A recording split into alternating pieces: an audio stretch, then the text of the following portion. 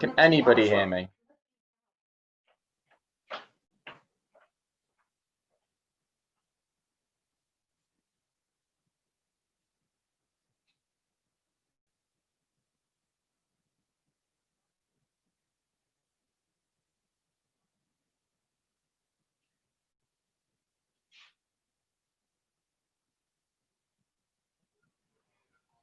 Day of racing this weekend at the Echelon Racing League. It is the legendary Paso dello Stelvio as we take another look at some of the RGT real roads this week.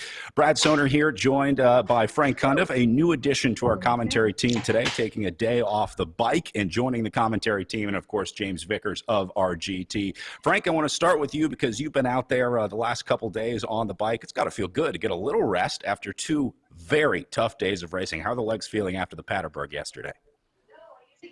Yeah, Brad, I'm pretty cracked. I'm not even gonna try to fake that I'm not. It's been hard racing the last 2 days, and I would be lying if I were to say I'm not happy to not be lining up today.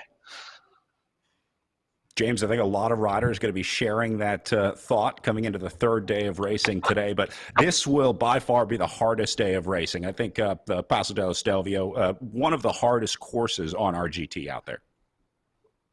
Yeah, what a great 2 days we've had so far, and I'm really excited to see what happens for our third and final stage. We've had Borrego with the flat out sprint at the end, and then we had an opportunity for the punchy guys to go yesterday up the Paterberg, and today it's going to be an all-out watts per kilo fest. It's all going to be about body weight versus power. I think it's going to be a really interesting race to watch, and looking forward to seeing how some of the guys that have done well in the previous stages will get on later today. All right, let's take a look at what these riders are looking at this season here in the Echelon Racing League. A very interesting format, as we said, racing on RGT, a unique platform to racing because these riders get to race based on real-life courses. We'll import the elevation data, the distance, all that stuff, and then create those courses on RGT. They do go through power and weight verification to make sure that everyone is on a level playing field. They have to submit their weight before the race, and then that is matched up with their power. Each team fielding 4 to 6 riders out of a roster of 12 for the entire season, and they'll do 22 days of racing total for each team. Now, they don't have to race the same riders every day because this is a points-based omnium instead of a time-based omnium. So riders are competing for time in the stage races, but once they get those stage race results, those are then turned into points tables for the general classification. So it's an omnium scoring across all of the events. We start with the RGT Real Road stage races here, but then we're going to races like Tour de Gila in Silver City, New Mexico, the Thompson-Bucks County Classic, Armed Forces Cycling Classic in Washington, D.C. Then it's the Gateway Cup in January, followed by the legendary Redlands Bicycle Classic based out of Redlands, California, before we go to the Joe Martin stage race and then the Green Mountain stage race.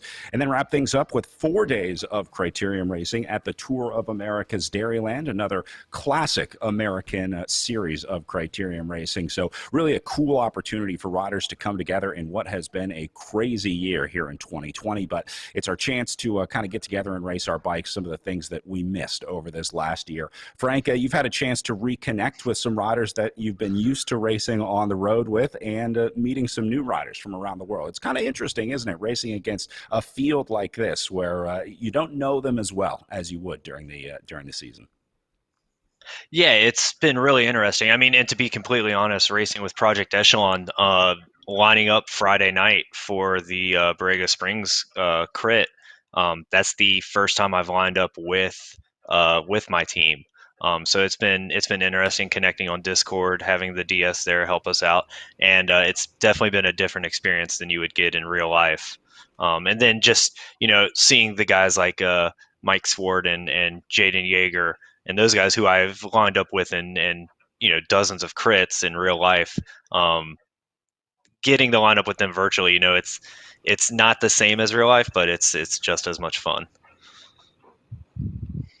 Well, let's talk about some of those real-life courses that they're racing on today. Obviously, the legendary Paso dello Stelvio today. It's up, up, and up as we take a look at the course profile presented by Velo Viewer. Whole lot of orange and yellow in this one. But, James, the real sting is at the top of this one. It's really about fatigue on the Stelvio.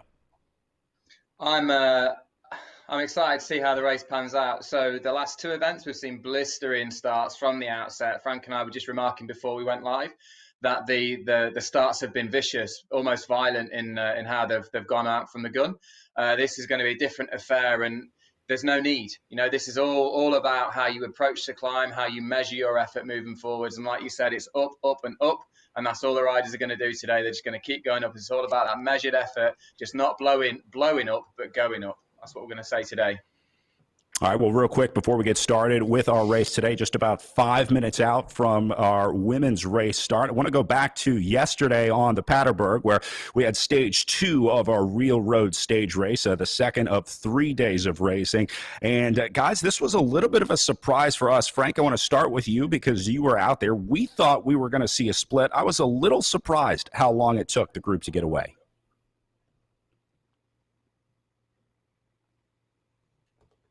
Was interesting. I do think we saw that split. We did get down. It was a bit of a field split. I think we had 10 riders after the first lap together, and then it just whittled down from there to where you finished up with those 3 riders at the end, with I think Sidlick and Chafin being the last 2 to drop off.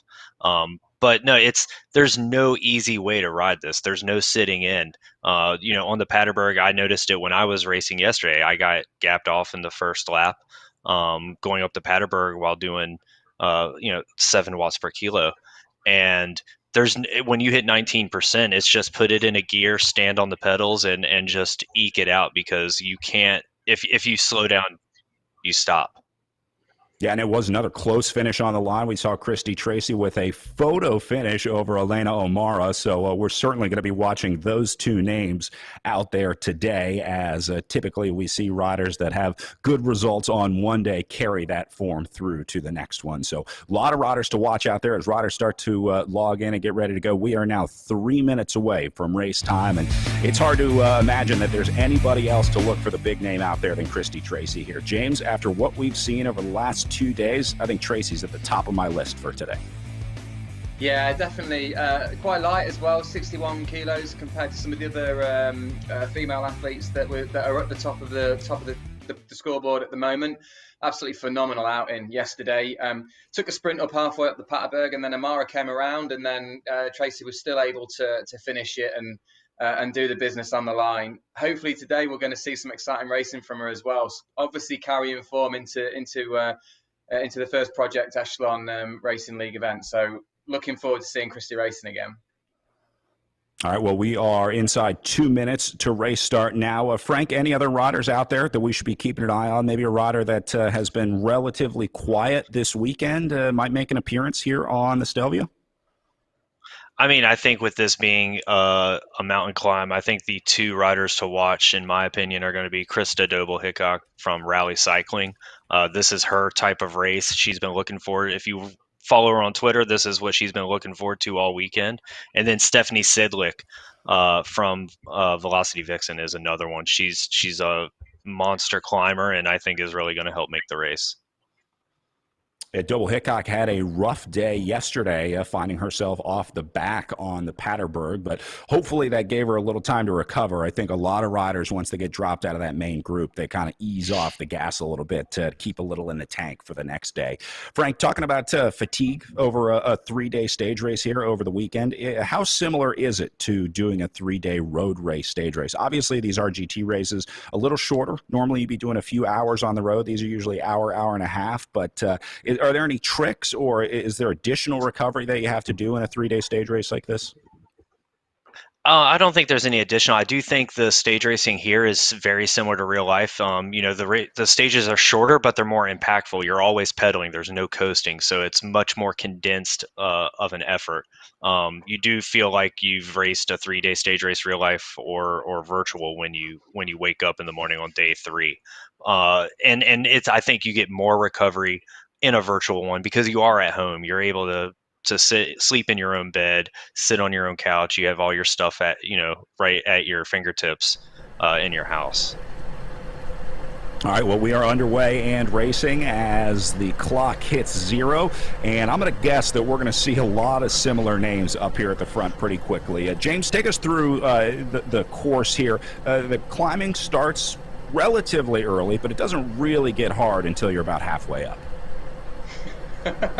Sorry, I think it's easy for us to say right now it doesn't get hard, Brad. But I mean, looking at the start there, the guys have gone pretty hard. Look, there's some yellow numbers now. There's some orange numbers now.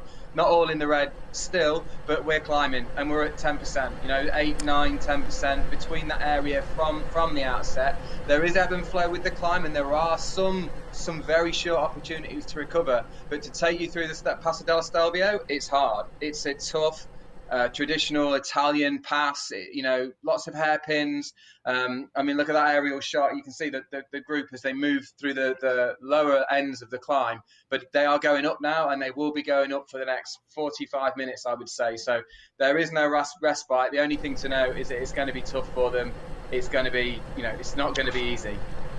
I'm glad I'm sitting behind a microphone today and not on a trainer, that's for sure, because this is a painful day of riding out there, and it's a long effort too. I mean, there's not a whole lot of rest, especially when you're racing against this group. If they start seeing numbers that go green or blue, you can bet riders are going to start attacking. Speaking of those numbers, we're talking about the different power zones. You see in the upper left-hand side of your screen the power meter that shows the different colors. Now, those correspond to the colors with the riders. It shows their FTP, their functional threshold power. It's a nerdy number that bike racers use basically to measure how much effort they're doing. So RGT does those calculations based on the power and weight of the riders, their FTP, and then it puts them into a zone. So the blue zone is the easiest, the red zone is the hardest. We very rarely see riders in the red zone for more than 10 or 15 seconds. It's just impossible to stay in that zone. Frank, where do you spend most of your time in a race like this? Are you in yellow? Are you in green? Where is there a goal that you want to stay in a situation like this?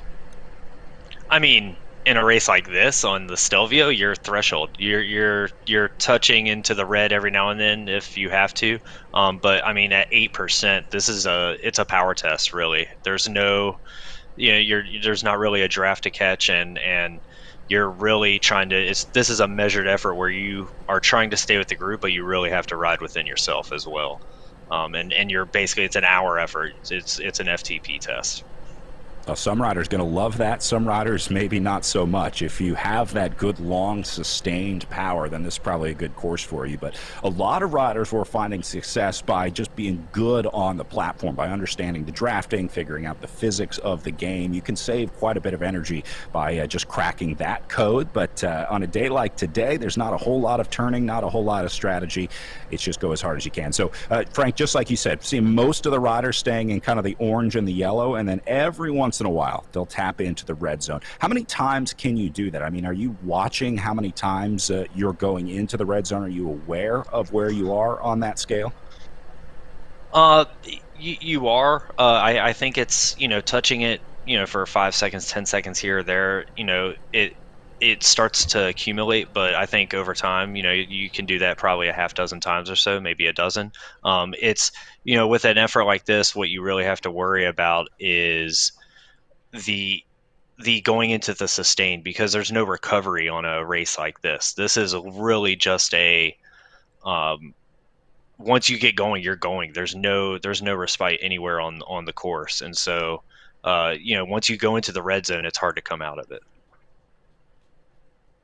Wong taking a look off the front here, getting an early lead. She gives herself 35 meters over Chris Doble-Hickok in second. This is a bold move, but they say fortune favors the bold. So Wong kind of going all in here. This is she's trying to cause the split early. She's trying to find the selection, saying, look, let's not mess around. Let's just figure out who the 4, 5, 6 stars in this race are going to be. And it looks like that separation is happening right now. We'll see if she can tack on to the back of this group.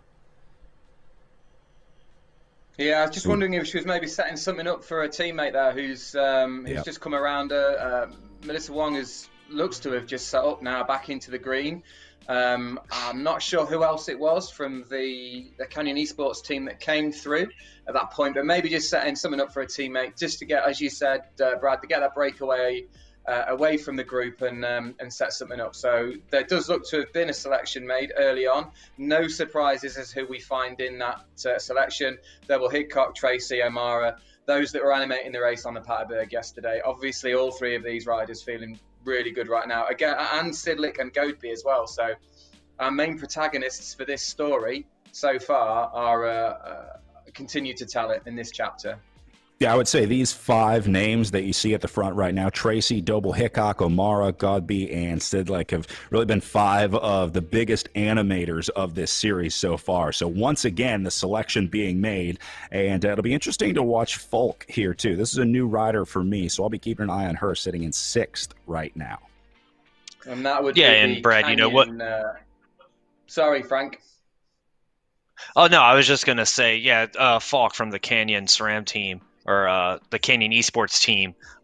You know what I was just saying, she was in the red for a significant amount of time there, right before that last switchback, trying to get up to this group, and I think that's going to bite her in the long term. As you can see, she's starting to dial back her effort now. Yep. See a lot of riders in this situation too that get caught out as the pass is made. It's really hard to ramp up that effort. If you've been in the red zone, then you drop down to green waiting to get caught, and then the group flies by you. Sometimes it's hard to ramp that back up. So I wonder if maybe she just got caught off the back a little bit. We'll try and keep an eye on Wong and see where she ends up. Nice to see all of our riders at home on their trainer setups. It's always good to get a look at where people are riding from. And they're going to look a lot different here in about 20 minutes from now, guys. Yeah, 100%. They all look pretty good at the moment. Christy Double Hickok there in the top left, looking really composed, just standing up on the pedals, maybe to bridge over to bridge a short gap. We can't see the screen, but yeah, all looking particularly well composed there. Not too many people struggling, but then we are only 7 minutes in, so you wouldn't expect them to be creasing just yet. Frank, we were talking about the caliber of riders in this lead group and in the Echelon Racing League. I'm looking at this front group right here, and it looks a lot like the team that's going to be representing the U.S. at the Esports World Championships later this year. They had the esports qualifiers on RGT earlier this year. Godby made the team. Tracy made the team. Doble Hickok made the team. So they'll be representing the United States at the first upcoming Esports World Championships presented by the UCI, which I think is coming up in December. Is that right, Frank? Yeah, if I'm not mistaken, I do believe it's first weekend of December 7th or 8th. And yeah, I think, we've got half the USA squad in this front group right here. And so, these are the elite of the elite when it comes to e-racing. That same story in the men's race as well. We have a good chunk of the team that's going to represent the United States at the Esports World Championships here in the Echelon Racing League. This schedule is also a perfect sort of warm-up roll into Esports Worlds to get a little bit of racing under your belt before Worlds come up. So it'll be interesting to watch those riders. We'll certainly be cheering them on. If you want to cheer on your favorite riders in another way, check out wearenations.com, where they have the official Echelon Racing League merch up now. They've got t-shirts and all kinds of gear for every single e-racing team here in the Echelon Racing League. So if you got a favorite squad, head on over to wearenations.com and check out the official Echelon Racing League merch. I'm going to see if I can get a t-shirt in the shop. All the teams have one. I think I need one, Frank. What's your we need to get you a saying, like a I work Brad on a logo, Stoner a catchphase and all that stuff. Yeah. I think we can get you one in there. Yeah, how about Fortune favors the bold? I like that. I like it. I like it. We'll get We Are Nations to get you a logo. All right, well, watching this lead group here, I'm watching the colors. As Sidlick gets up to the front here, you saw her briefly go into green. They want to ride just enough. This kind of goes back to the art of RGT and the art of trying to ride on this platform. James, it is possible to get a pace line going here. In fact, we've seen a lot of riders talking about that as they get more familiar with the platform. There's a right way and a wrong way to ride in a group on RGT. Yeah, 100%. We've just actually launched a team time trial event. So one of the community members is organising a team time trial event.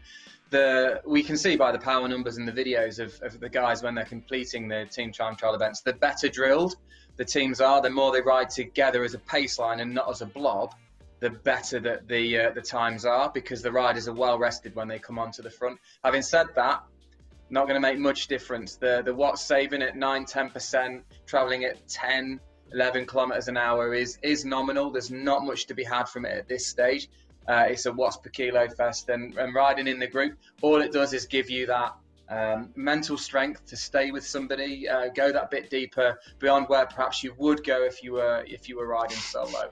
I'm just looking at the numbers though of the guys behind. They're not getting gapped any further. They're sticking at around 180 meters. That's just gone out to 290 now, 200 meters now, so I'm perhaps wrong, but they're not written off just yet. We're very early on into the 3.4 kilometers of a 13 kilometer climb, so there is potential for some riders to bridge up if they start to struggle at the front.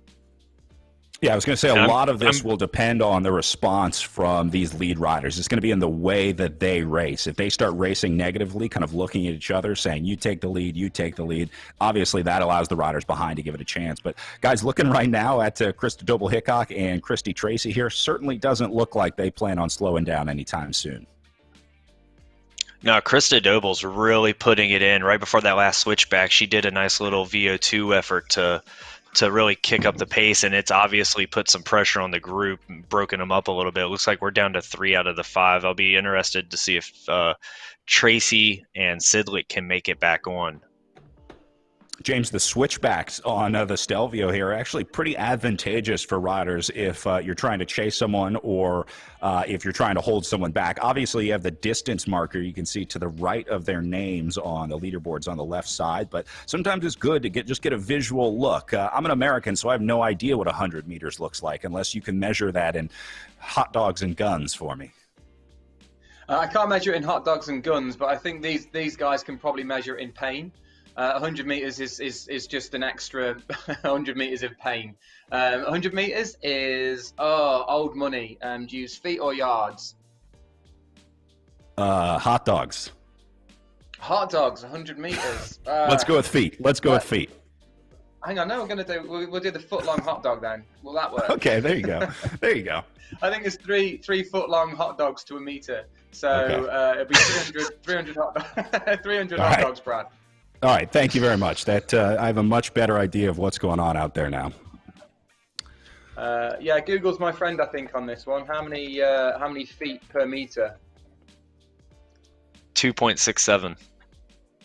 No, that's not right.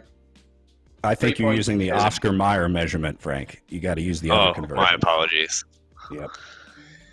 Okay, so Christy Tracy looks to have been gapped. So I did see when we last went to her that she was having some wires moved around from her headset. I don't know if that was the distraction for her or actually she's just decided to step off the gas and ride at her own pace. Doble-Hickok and Amara turning the screw at the front, as is Gobi and Sidlick. I mean, they're all up astonishing numbers, 4.5, 4.9 watts per kilo. Christy Tracy might be as well, just to ride her own pace and try not to go with those with that front group. And who knows, maybe we'll ride back on in her own rhythm. Yeah, under 10K to go here, and she doesn't look like she's panicking, Frank. I'm seeing her just like kind of in between yellow and orange here, but hasn't gone into the red. So this is actually smart riding by Christy Tracy if she's trying to catch back on, because she doesn't want to go too deep just yet. She's keeping it right on the limit. Yeah, I was about to say, where you see those front 3 tend to be bouncing around the pain area, the VO2 and threshold, the yellow to orange to red zones. Christy Tracy and Sidlick seem to be riding a much steadier effort and just riding within themselves. And I think they're taking the tortoise wins the race approach, and just trying to play it patient and hope these 3 riders outride themselves and kind of put themselves into the hurt locker where these 2 can claw back and come over the top. I'm wondering if there's some thoughts up in this front group of, hey, we got Tracy gapped off the back. Let's try and hit it harder and get rid of her so she can't come back. You see, Doble-Hickok keeps ticking into the red here up at the front. So I'm wondering if this is sort of some real-life tactics here where she's seeing that they're causing some separation. Sidlick getting dropped here as well. James, you think there's a chance that maybe we're seeing a 3-rider alliance up here at the front to try to get rid of Sidlick and Tracy? It's entirely possible, isn't it? I mean, they would be well placed to be thinking about even the finish, even at this stage. Having said that, I think for Sidlick, maybe even the guys at the front, the women at the front, they have to ride their own race on this climb. They have to think about their own race, their own numbers, their own abilities. The moment they start trying to go with or trying to drop another rider, if they're not within themselves, I think that's the moment that they face getting dropped themselves. It's a fine balancing act at this point, even now, coming up to 5 kilometers into the event. What a superstar lead group here with Doble Hickok, O'Mara, and Godby here in this lead group of 3, and looking more and more like they're going to stay there. This is Stephanie Sidlick sitting in 4th place out there right now, just trying to close down that gap, but doesn't look super fatigued here. Still has some left in the tank, although at 9.4 kilometers to go, that doesn't seem like a lot of distance for any bike racer. You think 10K, that's easy, but Frank, 10K up the Stelvio is a whole lot different. Yeah, I'm not gonna lie. If I was in any of these riders' shoes right now, and I looked up in the top right and saw 9K to go, 16 minutes into this race, it would be a little punch to the gut. There's a lot of racing remaining here. Sidlick just dangling off the back here, maybe trying to do what we saw Christy Tracy doing earlier. You don't want to go too hard to chase back on, so just trying to make sure she doesn't redline the engine here. Little effort on the switchback, the steepest part of the climb here, going over 20% elevation gain. And they'll do that several times around the, I think, 22 switchbacks on the Stelvio. I might be wrong on that. You guys want to hear some fun Stelvio history? Absolutely. I was just about to say, we're going to get a history lesson on the Stelvio today. I learned something new about the Paterberg yesterday. Yeah, so in addition to measuring in guns and hot dogs, we also have terrible schools here. So I'm not sure how correct this is. I learned it when I was a kid. But believe it or not, the Stelvio used to be the border between Italy and Switzerland. It was originally owned by the Austro-Hungarian Empire. For a long time, the Austro-Hungarians and the Italians were fighting on either side of the valley. They would fire shots across the valley at each other. But the Swiss were at the top of the valley, and they said the neutral Swiss, of course, said, hey, your bullets keep coming up to the top of the valley.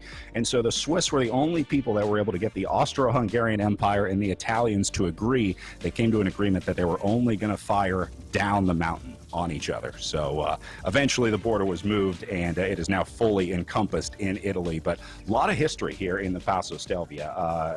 1860s, I think, is when I'm talking about the border being moved there. And then the pass itself was built starting in 1820, was finished in 1825. James, how long did it take you guys to build the virtual Passo della Stelvio? Because it took 2,000 people 5 years in real life. How long does it take in the video game world? Not quite as long as that. I can tell you that much. I think this was probably about a 3 or 4 month build for us. This was a new event, so it was a new. This was one of the first roads we built. Is what I'm trying to say. So it was the Stelvio was a learning curve for us. So we had to learn as we were going and understand new processes, and we've actually learned a lot since creating the Stelvio as well. But yeah, probably 3 or 4 months to answer your question. One of my favourite climbs, personally, the Stelvio Path. I think the switchbacks at the top and the views make it one of the most picturesque places to ride a bike in the world. Certainly within Europe, it's an amazing place to go. Home to the Marathon of the Dolomites, which a good friend of mine won in real life event when he used to ride with Lance on US Postal, claim to fame, and then he moved to Italy, where he did a lot of the sportive events in Italy, and he won the Marathon of the Dolomites. That's Jamie Burrow. But yeah, an absolutely brilliant venue for a race. Such a stunning part of the world. Yeah, super cool to be able to race here on the Stelvio. Again, one of the really cool parts about the RGT race platform. And I'm excited to see the new courses that you guys are building for our USA cycling events, the events that are normally on what we call the Pro Road Tour, the PRT here in the United States. As we saw the schedule at the top of the show with races like the Tour of the Gila, the Redlands Bicycle Classic. Going to be really exciting for the riders to be able to visit those courses as we move further into the season. Frank, we have a great lineup of races. It really is a classic classic collection of American races in the Echelon Racing League. Yeah, we've Eric Hill and I have worked really closely with the North American Race Promoters, Race Directors Association, who are that organization's made up of most of the professional race organizers within the United States, to bring them in and help create a great calendar for the Echelon Racing League. We're allowing the race directors to choose the stages for their events. So Tour of the Gila will be our next one, December 4th through 6th, and we've asked that promoter to provide us GPS files of the courses they want to see. And I think the viewers are really going to enjoy the courses that have been selected for that race, and probably more than the riders when they see what they have coming. Yeah, we get a full season of pro racing, but we also have amateur racing throughout the year in the Echelon Racing League. The Echelon Racing League invites you, cycling enthusiasts of all ability and levels, to compete in the Echelon Racing League Amateur Series presented by USA Cycling. The Amateur Series is composed of 11 races and scored as an Omnium Series. Competition is category-based, so everyone will have fun, fair competition, and the top 10 riders each week get an invite to race in the pro races the next weekend. You can visit echelonracingleague.com and click on races to learn more and sign up. And I think it's important, Brad, just to let the viewers know that amateur series is free. The basic membership for RGT is free, and to join the series is free. So it's no cost to the riders, and you can jump in if you're already riding your trainer. Why not take a chance and see how you can do? Yeah, give it a shot. How bad can it be? Worst case scenario, you go through the worst hour of your life climbing up the Stelvio. All right, these three still together. Be perfect for Frank. O'Mara, Godby, and Double Hickok. I got to give Stephanie Sidlick some credit here. Just hanging, dangling off the back. You were talking earlier about the distance back. She's been sitting like right at 40 meters back so far. So Sidlick is not quite out of this one yet, but she's certainly in a tough place right now. Yeah, I can feel that. Dangling in no man's land, as it is often known as. There's not much to go from, as we've said in the draft, when you're up at 12%. Very, very little. Perhaps in third wheel they'll be picking up a little bit, but there's, it's hardly worth it. It's the psychological pain or the psychological encouragement that some riders get by seeing the riders in front. Sidlick was actually closing down a little bit then and was as close as 20 meters. But yeah, we're looking at the course profile now. Brad, I don't know if you want to talk us through it. Well, I was just going to ask, we're coming up on 7-8 kilometers to go. We're about halfway up this climb, somewhere like that. I want to know about the dark orange section, Frank, because I know you've ridden this course before, or previewed the Stelvio at least. Is there a noticeable section that's the hardest part on this course, or is it pretty much all just a grind? It's all just a grind, and I think more than the orange section where it does tick up, to above 10%. There are two little switchback sections where it does kind of flatten out to like 3 or 4%, if I remember correctly. And those little switchback sections are a glimmer of hope, if you will, for all the riders, as they're about 2/3 the way up the Stelvio. So they'll be approaching them here soon. I'm looking for what would be 5th place on the switchbacks here. Don't even see them, so I think we're looking at our first 4 here. 5th place going to be decided between Tracy and Felk, looks like back there, but don't expect to see them come back together. And Sidlick is down to 50 meters now. So I'm just making some notes on those numbers and watching them go in and out as they get a little bit closer and then a little bit further away. Sidlick was down to 20 meters at one point and then gone back out to 40 meters, then back down. Tracy more consistent, just hanging at the back at 160 meters. She was at 24 minutes as we come to 25 minutes. Just dropped another 10 meters off the group, but it's not as straightforward as that. Obviously, it depends on who's on a straight road and how fast they're going, that distance marker. But looking really tough. I just noted Double Hidcock then, I think it was in the rally kit when we went to the Pain Cave view, just dancing on the pedals, looking really composed, really like in really good shape. So I'm going to start the predictions early and go for Double Hidcock, just judging by that last cut to her on the trainer. I'm going to take O'Mara based on the result yesterday, feeling fresh. So, Frank, that leaves you with Jacqueline Godby, who is an excellent choice, by the way, already a stage winner here in the Echelon Racing League, and also a qualifier in the esports worlds where she won the world's qualifier for USA Cycling. So we got 3 good riders. I don't think it's impossible to pick a winner out of this group of 3 today, but they're not going to stop us from trying. Yeah, absolutely. I think a race like this, Godby's a professional triathlete in real life, so steady, hard effort for a long time. I mean, that's right up her avenue. Yeah, it's been interesting watching the different types of riders come to race on RGT. I think a lot of people thought that the best road riders were going to be the best virtual riders, right? The riders that we're used to seeing winning in real life road races, we thought would just dominate on the platform because they have the best power, right? But it's really about riding the right way, riding for the platform. Kind of like how I'm terrible at football, but I'm okay at Madden.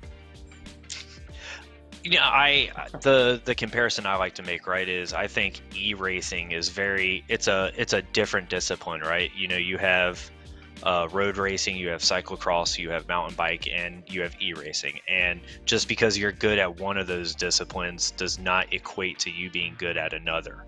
And so it does take practice, and it does take learning the nuances of that discipline in order to excel at it. Yeah, that's a good point, James. This is not a subset of road racing. This is not a subset of any of the other disciplines of racing. We're really seeing virtual racing becoming its own entity out there. Yeah, I'd like to still think it was a subset of cycling, but it's definitely its own entity. I think cycling is full of incredible, for me, romance and culture, and there's so many things that come with cycling. I would hate it if it lost its identity through the virtual, through it becoming virtual, and I don't think it will. So I think it will still always be like a cycling product, like a cycling esports will still be a cycling product, but it will retain that mystery and some of the unwritten ground rules and all those sorts of things. I think they'll traverse really well into a virtual place. And as developers and event organisers and athletes, this gives us a great opportunity to build something new.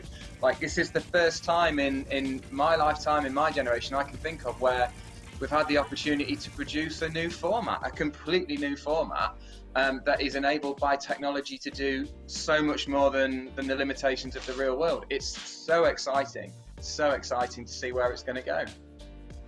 Well, a lot of the romance is still remaining. Yesterday we had the discussion about whether or not we were going to allow white shorts in RGT, so a lot of that stuff is spilling over into the virtual world. I mean, as a traditionalist, should we agree to white shorts? I think some of the Velaminati rules, as some of you might know them as, or the unwritten ground rules of the keepers of the cod, some of them aren't perhaps worthwhile, and the etiquette takes it a bit far, and they should be banished to the books of time. But some of them, why not? It's cool. It's what makes cycling. Look at that view down the switchbacks there. Yeah, this is super cool to see. I saw the helicopter arrived earlier. I think I heard the chopper flying overhead and some fans cheering along the Stelvio here, so pretty cool. Godby getting gapped off a little bit here, guys, as we're getting to the top of these switchbacks now. Double Hidcock has been dominant, riding at the front for most of the day today, and this is a tough spot for Godby, Frank. She's got to get this together and get back on these wheels. Yeah, if you look, her power to weight numbers there have kind of fallen a little bit. She was doing between 4.5 to 5.5, and now she's dropping down closer to the 4 range. Sidlick is quickly catching up to her, while Krista Doble's just putting the hammer down, just a steady machine rolling up this climb. Hey, we were looking at Double Hickok's setup yesterday. I think she's dropped one fan. She had another fan blowing on her from behind yesterday. Oh, I see it now. It's in the doorway to her left. She moved it back a little bit, so still adjusting her pain cave setup. It's important to stay cool out there, Frank.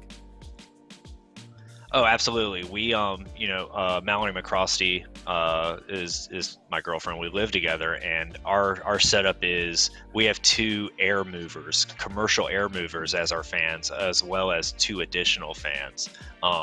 And we open the windows. Just the cooler you can get your environment, and the cooler you can keep your core, the better you can perform.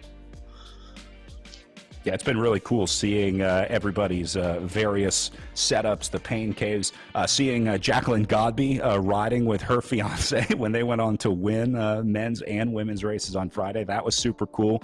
Just cool to get a peek into everyone's pain cave. So everyone's got their unique setup. Everyone likes their setup a different way. So it's been interesting to watch everyone tweak that and watch everyone purchase fans as well. There's like a competition out there to see who can get the biggest fan in their pain cave. There is actually, I can't remember which it is, but there's a quote pro e-racer. I can't remember where I read it or who it was, but they have a portable air conditioning unit in their pain cave, as well as a dehumidifier, in addition to their 2 fans that they have on them. And they wear an ice vest for their warm up. Just like real life. Yep.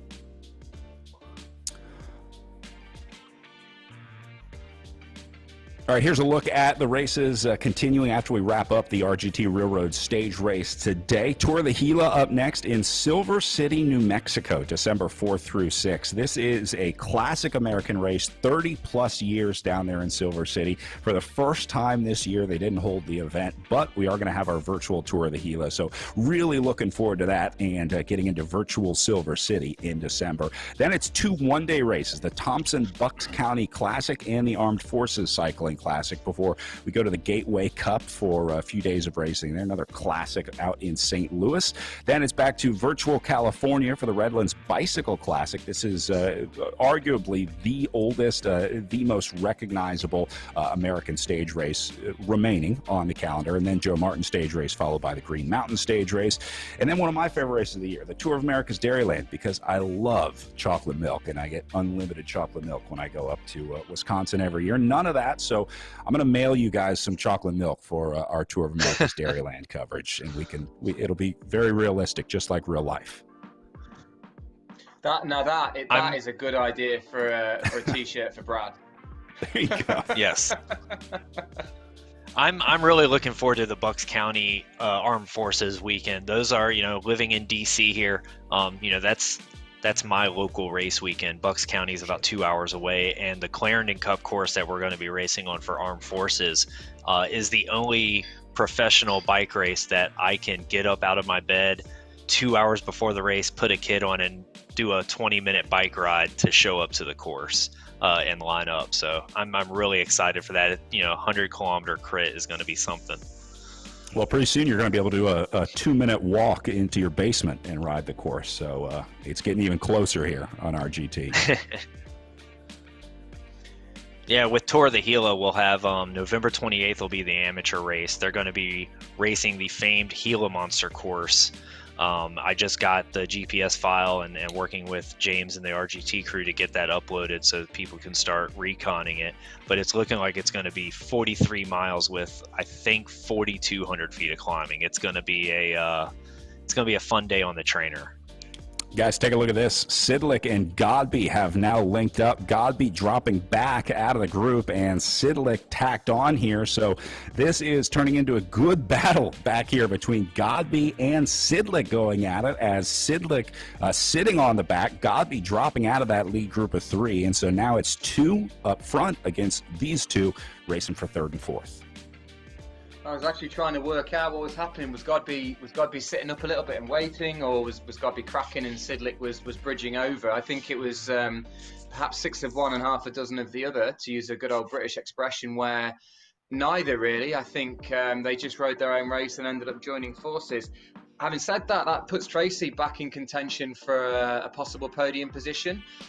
If those two continue to drop off the pace and Tracy continues to hold her current pace, then it's possible that she will make the catch, and has reduced the gap between Sidlick and herself, I think, over the last kilometre or so. So this is what we talked about earlier on, with that need just to keep on tapping that rhythm out. This is, you know, all about watts per kilo, all about consistency, and all about riding your own race. What a turn up that would be to see Tracy managing her power and her effort that well, that she does ride herself back onto the podium for the final stage. Wow, how huge would that be if Christy Tracy was able to get back into this one? That would make for a ride of the day for me. So we'll be keeping an eye on Christy Tracy in fifth, who had a rough start, but another good line for my T-shirt. It's not how you start, it's how you finish. Yeah, you know, looking here, though, if we could go back to the Sidlick-Godby group, it looks like Sidlick's really putting the numbers down, trying to gap off Godby as they go through here. If you look at the distance between the two riders, about 5 meters, but it keeps jumping out there. And yep, there you go. Godby's dangling off the back of Sidlick now. Sidlick's out of sight. Yeah, there we go. Back into the green and maybe just needing to sit up and take a breather. What have we got? Maybe 20, 30 meters coming up there. So 70, 80 feet gap. And there they are. That is Godby up top and Sidlick down below. Oof. Neither one of them looking super worried, although they do seem to be showing the fatigue of the ride. I'm watching their shoulders moving side to side. I always look for that in real life racing, but your form goes out the window a whole lot quicker riding on the trainer. Obviously not as important out in the real world. Look at the difference in colors. Sidlick going red and orange. Godby sitting right in the green zone here. James, this is interesting. Why would Godby be riding so easily right now? Maybe she's at threshold? I don't think she's at threshold. I think, but to use a technical term, I think her legs are punctured. After some absolutely, overwhelming performances for the last 2 days, perhaps it's taken its toll, and she's really starting to feel some fatigue now. Literally parking it, going backwards. Sidlick gapping her, with ease. Sidlick gapping her quite nicely, and let's see what happens with Tracy as she is coming up on Godby now. She is closing that gap. Sidlick looks to be bridging up as well. She's now only 84 meters. Yeah, Sidlick having a resurgence. Yeah, absolutely. Great riding. And again, this might be a measured effort. Sorry, Frank. Go. Oh, no, I was going to say, I think that's one of the unique opportunities opportunities in quotes that we're going to see with the Echelon Racing League. Is this is the first virtual pro series where we've had true stage races and true race weekends. Other e-racing pro series are one race every few days or so. So I think the cumulative load taken on racing day in and day out is gonna highlight who can race like that and who is used to those one-day efforts. Yeah, great point. A multi-day stage race, much different. James. Yes, I guess it's the difference between form and fitness. You can come in with good form, but if you haven't got the fitness to support that form, then we might continue to see the sort of thing we're seeing today, with Godby riding incredibly strongly, and then the fitness isn't quite there with Sidlick, but incredible form to ride as strong in the earlier events. I did notice Godby making another surge, as we were talking a moment ago, going into the red for quite a while, maybe just a last ditch effort to bridge over to Godby. But Tracy is making ground up.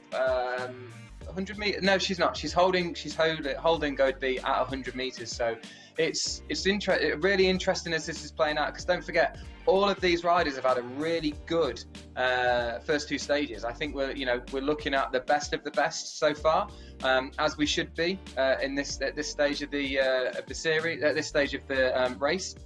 And by race, I mean not stage, but race. So we're going to get into the race stage series thing again, and I don't want to start that conversation. But this is the cream of the crop, and they are rising to the top.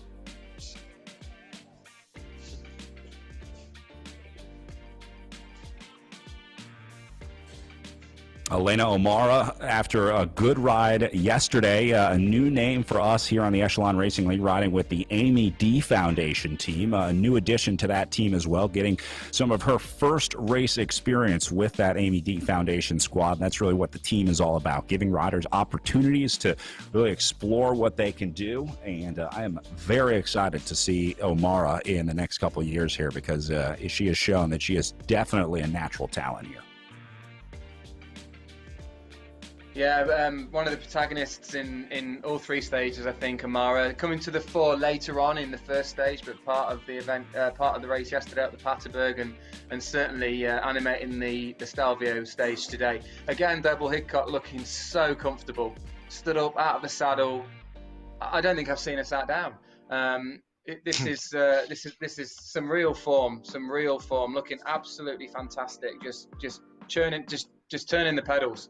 Just turning the pedals.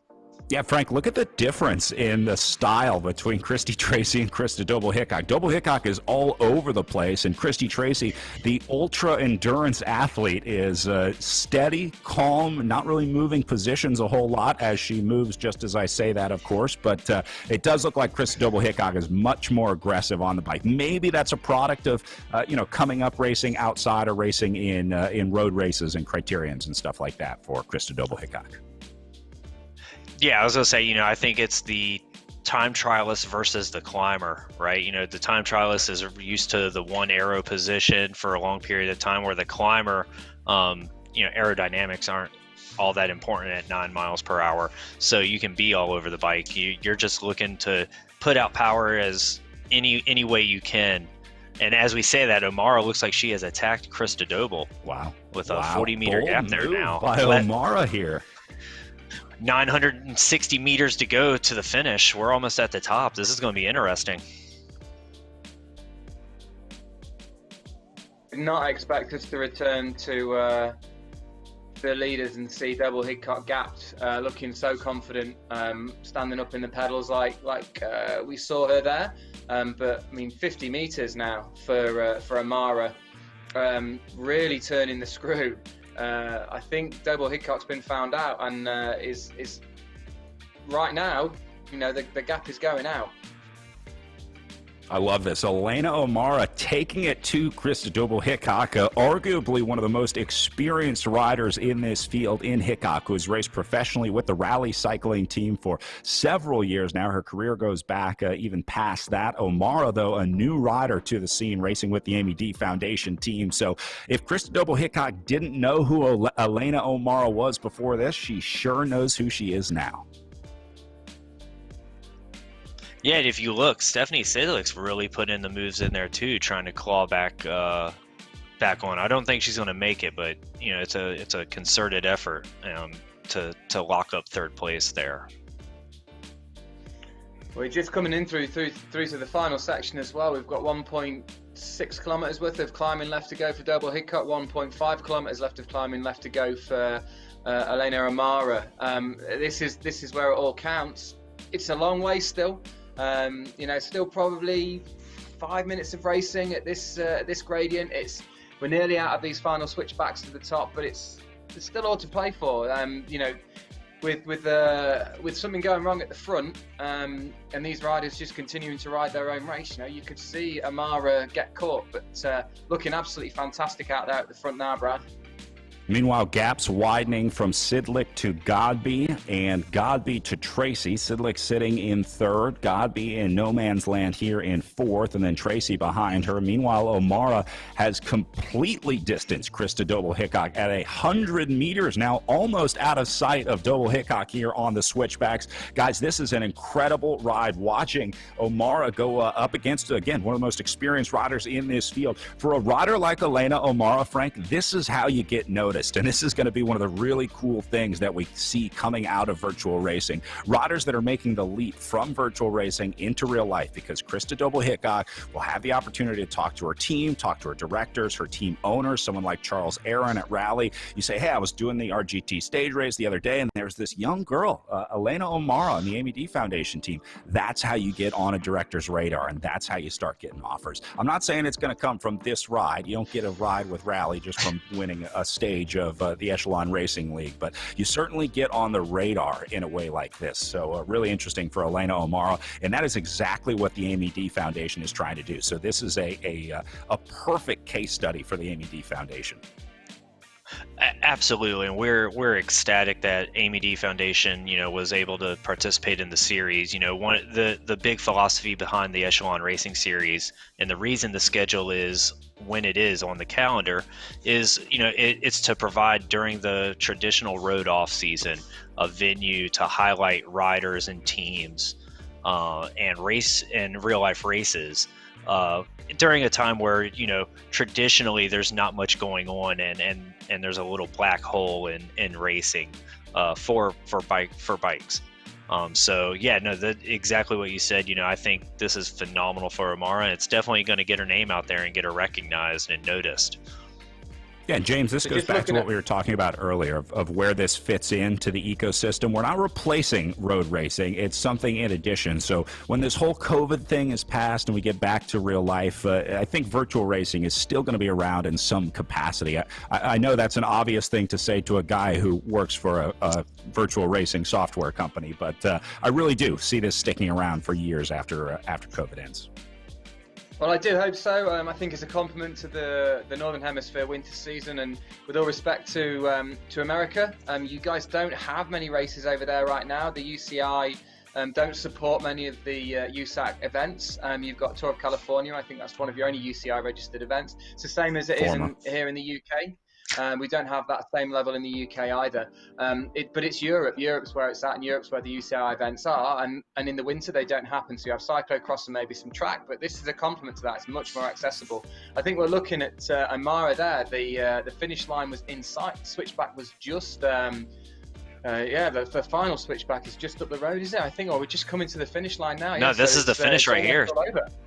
Yeah, this will be it for O'Mara. She's going to solo to the line and take on Krista Doble-Hickok on the Paso dello Stelvio, as she'll get the win here on stage one of the RGT Real Road Stage Race. Krista Doble-Hickok going to hang in there for second. Still a good ride for Doble-Hickok, but maybe a little disappointing. I think Krista Doble-Hickok really thought she'd be able to win on the Stelvio today. I certainly thought that she would be able to, but a great ride from O'Mara here. All the credit in the world. Now we got to watch Sidlick, Godby, and Tracy come in. I'm trying to look at the distance there. I think Godby and Tracy are going to be the only two that'll have a chance to maybe come together, but looks like they're pretty well spaced out. So Doble-Hickok going to hit the line in second place here, and then we'll go back and try and find Stephanie Sidlick and Godby behind her. So here's Sidlick on the way in. Almost got Chris Doble-Hickok. Great ride for Stephanie Sidlick today. What a performance. Dropped out of the back for most of the day today, but her persistence pays off, and she holds on for a third place finish. James, I am thoroughly impressed by Stephanie Sidlick here. Absolutely, what a fantastic ride. For all three of these athletes, even Godby and Tracy, absolutely phenomenal rides 3 days into the stage race, being able to pull out such impressive numbers for the best part of 50 minutes. Phenomenal. I just want to pick up on Elena O'Mara again. I don't think we've said enough about her. That was phenomenal. We looked up at the end there and we were doing 5.1, 5.2 watts per kilo. Obviously an extremely lightweight but very capable climber. Looking at her wattage output against the watts per kilo, she must be super light. What an amazing athlete. I think we've seen someone very promising today. Godby now just coming up to take the fourth spot from Sidlick. Is that the third spot from Sidlick? That's going to be fourth for Godby. Okay. Sidlick ended up in third. Godby will be fourth, and then should be seeing Christy Tracy in now. This is her. And this will be a good ride for Tracy. Fifth place, maybe not what she was looking for, hoping to be on the podium at least on a day like today. But all in all, this has been a successful weekend of racing for Christy Tracy. No question about that. She'll have 3 good results to add to her resume after 3 days of racing here at the Echelon Racing League. Frank, overall, things going pretty much how we thought they were going to. 1s and 2s coming across the line. Although, I got to say, the Krista Doble-Hickok and Elena O'Mara battle was awesome to watch all the way to the line. That was really fun. Yeah, I think overall it was definitely a 1s and 2s coming across the line there. I do believe the underdog kind of came out of nowhere and took it, right? You know, we discussed at the beginning of the race there who to watch, and O'Mara was not on our radar at all. And it was impressive. That ride from her was very impressive. You see the riders just cooling down and trying to chill out after a tough ride here. We'll let the last riders finish up. You see Esther Boville on the way up as we continue to wrap up our top 10 riders here. What do we know about Elena O'Mara apart from she has a very, very lovely dog with her? I know she's got a super cute dog, and that's all I need to know. Good boy. They're all good boys. All right, we'll see if we can grab a word with Elena O'Mara here in our Zoom conference room. And I think we've got her muted. There we go. Elena, can you hear us? Yes, I can. Oh, okay. All right. Sorry. So first of all, most important question, what is the dog's name? This is Jim. Say that again. Jim, like J-I-M. Oh, what a perfect name for a dog. Yeah, well, Jim, amazing. Yeah. Nice to meet you, Jim. Thanks for being with us today. He loves when I get sweaty like this. Jim knows you won. He says, good job. Hey, so Elena, first of all, congrats on the win today. This has been a whirlwind of a weekend for you. We were talking yesterday. You said relatively new to racing. Well, you're going to have to get used to doing these interviews if you keep riding like this. It's been a good intro to virtual racing for you so far. It truly has. Luckily got into the virtual riding just in August when I ended up getting injured. So I was like, you know what, I should just get the indoor trainer, and it's been a good investment since.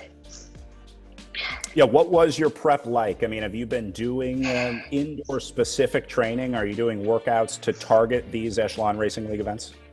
Yeah, my coach Dan Smith, he's been able to kind of monitor what I'm doing and cater it towards these events. So he's been really great about prepping me. Prior to racing bikes, I ran, so I didn't really know what workouts looked like on bikes. So I was able to get a coach, and that's really helped me kind of determine what to do and how to prep for events like this. And then tell me about how you ended up with your team, the Amy D Foundation team, obviously a big part of this and a big part of your building in your racing career. How did you end up there? So locally, Catherine Curry, Pamela Levine, Maddie Ward, Sue Lynn, Holt, they're all kind of in this area, but it was mostly Sue Lynn who I ride with. And she was able to get me connected with that group. So it's nice to know that the other ladies, despite being in a virtual world, we're all actually pretty close proximity-wise in real life. So I think that's made the community a little bit easier to join in with. Yeah, it's an awesome program, and very clearly they found some budding talent in Elena O'Mara. So Elena, congratulations on your second win of the weekend. Your plans for the rest of the season, will we see you at the rest of the Echelon Racing League events? Yeah, definitely. I'll try to make some of those. So that's my plan. All right, Tour of the Gila coming up next. Elena O'Mara, congratulations. You're a winner today. You. We are just about 7 minutes away from the start of our men's race coming up next here in the Echelon Racing League. We're going to take a short break, and when we come back, we'll start talking about our pro men.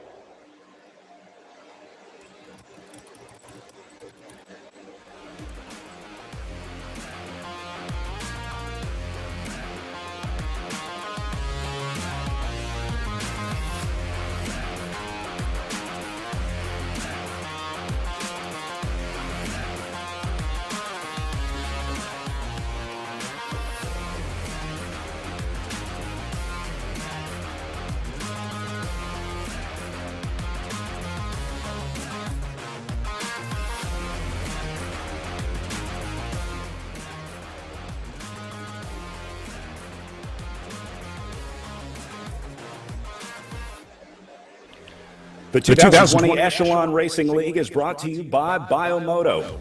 By the motor in you. By Hyper Ice.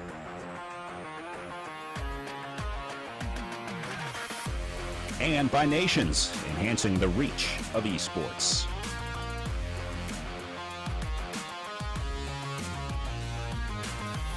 Beautiful look at the Paso de los Stelvio overnight and into the sunrise. Guys, one of the most iconic views in cycling. Maybe not one of the most beautiful views from the mountains up there, but certainly one of the most iconic cycling climbs that you'll ever do in your life. Frank, have you had a chance to go there IRL? Have you been there in person yet?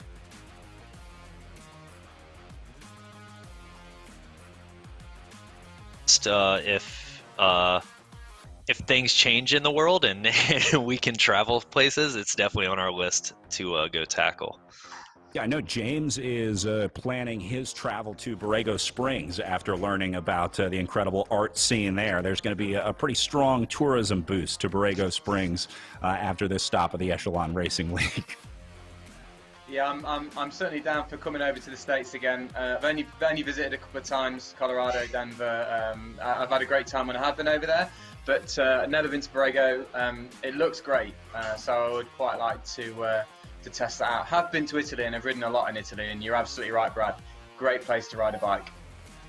I think we're going to see a lot of riders that get to do these climbs on RGT for the first time, and then you're like, I should try this in real life. I don't know if the Stelvio is going to be one of those because it's a painful experience, but certainly worth the view when you get to the top. All right, guys, let's talk about yesterday. Charlie Valet, the man of the hour, dominating on the Paterberg yesterday for the Canyon Esports team. This was really impressive by that squad because they had 2 riders in a 3-rider break up the road, and they used the Paterberg perfectly to their advantage. They launched on, I think, the 4th lap out of 6 laps that the men had to do. But, James, there really wasn't much that Usborne could do yesterday. That was the rider with the Above and Beyond Cancer team that got stuck in the Canyon Esports sandwich yesterday. What a great ride, though, from Usborne. I think they were probably hoping for a 1-2, the Canyon Esports team. I think Usborne did a great job of responding at the right times and going with the right moves, and I was really pleased to see the race finish in that way, but an absolutely outstanding ride by Velez and Deigner as well. They really tested Usborne to see how he would go.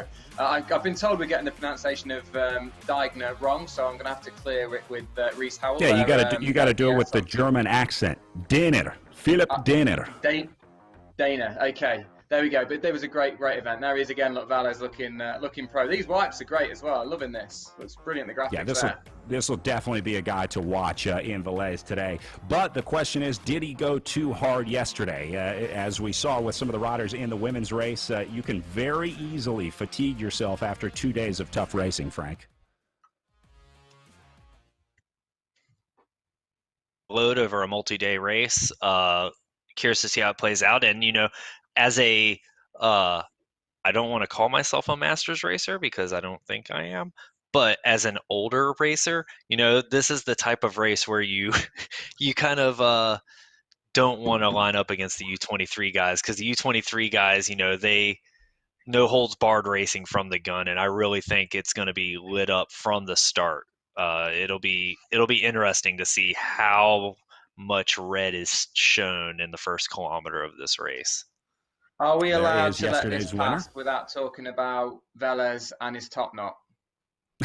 Absolutely not. That looks pro.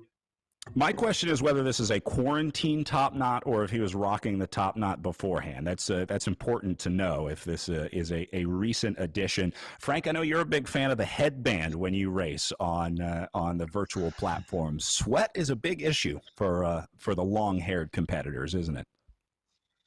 Yeah, absolutely. Like we were saying earlier, I think it's trying to keep the space cool, trying to keep air flowing across you, trying to do everything you can to keep your core as cool as possible while racing, preventing that overheating.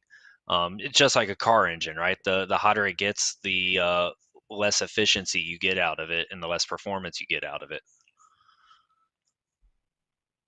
Well, down to 10 seconds to our race start here. Now, we were talking about the start yesterday, James. They rocket off of the line. You really want to get that pedaling speed up into the red so that when the clock hits 0, you can take off here.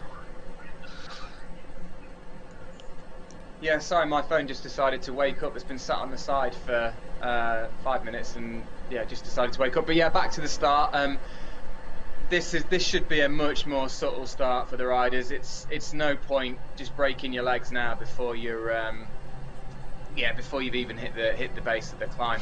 Looking, there's a couple of riders off the back already, which is surprising to see, but they're not in any danger. They're really not in any danger, and it's not a big problem until 2-3 kilometers into the climb, and that you found your rhythm. And if you're out of the back then you need to start to worry. But right now it's all about finding a rhythm and just riding how you want to. I want to interrupt you real quick just to say Valet is up there on the front at 7.5, 7.9, 8 watts per kilo. He's been in the red for at least 2 minutes. Like I said, those U23 guys from the gun, just no holds barred racing, and it'll be interesting to see how that's going to affect them here, 10K from now. Certainly hope they can hold it. The riders to watch that you just saw there were based on the power numbers from the preseason event. So Valet was not in that one because he didn't race the preseason test event, but I certainly think he would have made that list of 5 riders to watch after his ride yesterday. So my concern now, James, is how long Valet can do this in the red zone at 7 to 8 watts per kilo. Certainly not going to be able to do that for 13 kilometers to the top today. No, absolutely not. But looking just on fire. I'm almost speechless watching him go up the road right now. I mean, looking at Sebastian Wolf, I think that is it might even be from the community group, Dads Indoors Riding Trainers, I think. I'm not sure. I'm going to get corrected on that, I think. But Velez absolutely just turning the screw from the gun. Yeah, almost. I don't actually know what to say about this young man. Just it might be the top knot. Just absolutely killing it.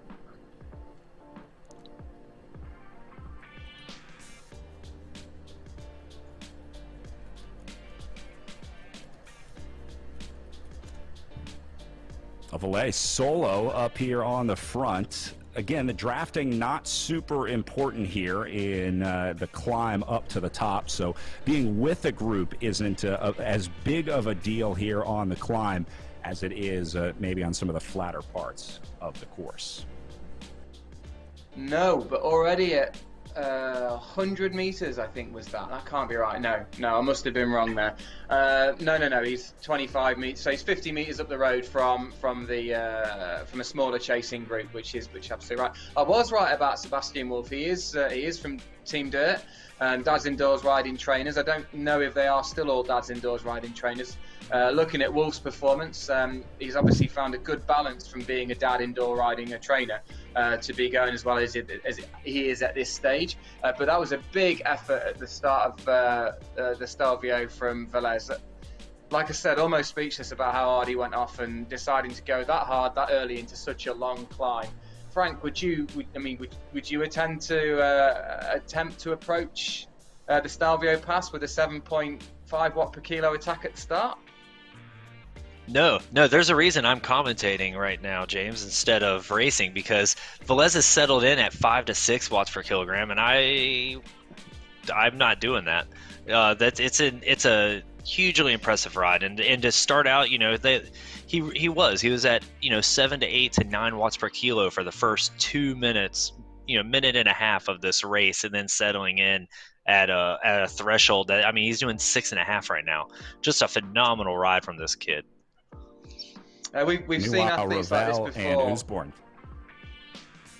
Yeah, sorry, Brad. Just to come in, we have seen athletes in an event series similar to this before. I think it was David Decker and Mason Holliman, and I can't remember the Italian youngster from our SCG under 23 events, which we hosted on the platform a while ago.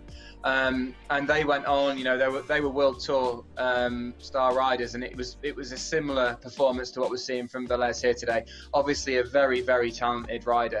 Just picking up on what you were saying there, Brad, yeah, Usborne and Rebel there again, so the protagonists that we've seen.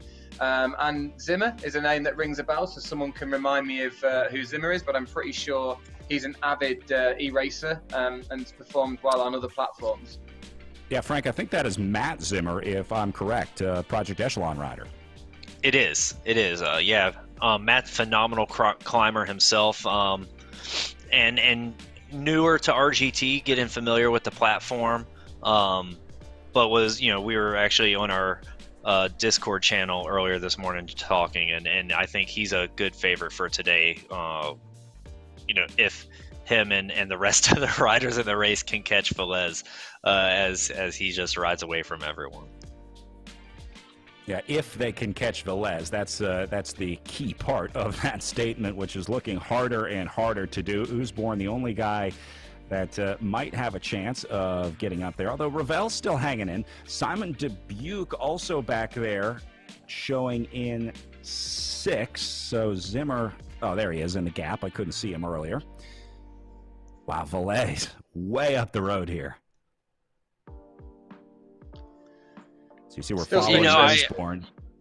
Yeah, no, I want to say, he's doing the typical U23 rider thing where he just goes out too hard, and I think the big question here is, we're 2.5K into this race, 6 minutes, and it's, has he gone out too hard too fast, and can he hold it? Good look at Neil Ostenfeld and Jaden Yeager here. Ostenfeld on the left, Yeager on the right. And so these are the guys sitting in, let's see, what I think is 6th and 7th place, somewhere around there. Yeager sitting in 7th, so still riding in the top 10. Got to say, I think Neil Ostenfeld has some of the best pain faces out there. When you combine that with the hair waving in the fan, I'm glad that he has the front on camera view.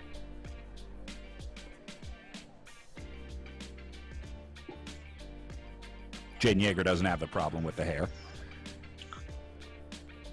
Or the face. I mean, Yeager looks. Sorry, Frank. Jordan Yeager looks pretty composed right now. He doesn't look like he's going too deep. Ostenfeld looks similar as well, but there's a bit of Vokler in Ostenfeld. I think that sort of Gurning like Vokler type thing. Yeah. Sorry, Frank. You were saying? Looking at the colors here, I think it's interesting to point out. We talk about when riders go into the red and when they're in the green. If you say the yellow is threshold, right? That's their 1 hour FTP power, essentially. Velez looks like he's in the yellow. He's doing threshold at 5.5 to 6 watts per kilogram. That's just a phenomenal number there. He's literally riding his 1 hour pace right now at 5.8. Yeah, this guy is no joke. Definitely a natural talent out there, and a young rider as well. He signed to the Canyon Esports U23 development team originally, so you're going to be hearing a lot more about this guy, and I hope that he has more and more opportunities to race, and I hope we get to see a lot of these riders get out on the road too, as things continue to get better out there. Well, maybe I shouldn't say continue, but hopefully as things will get better one day. I would love to see these guys racing in these real-life races like Tour of the Gila. A guy like Velez here, I would love to see what he can do on the Gila Monster, Frank. Oh yeah, and I'd be hard pressed to think that he doesn't already race. I'm looking him up on road results right now. It looks like he's been racing forever. 2018 is the last results they have for him, and he did race in the U.S. He's racing age right now is 21, and he's got some really good results in the pro field. 2018 he was 19 years old, so definitely a star athlete who's really coming into his own right now.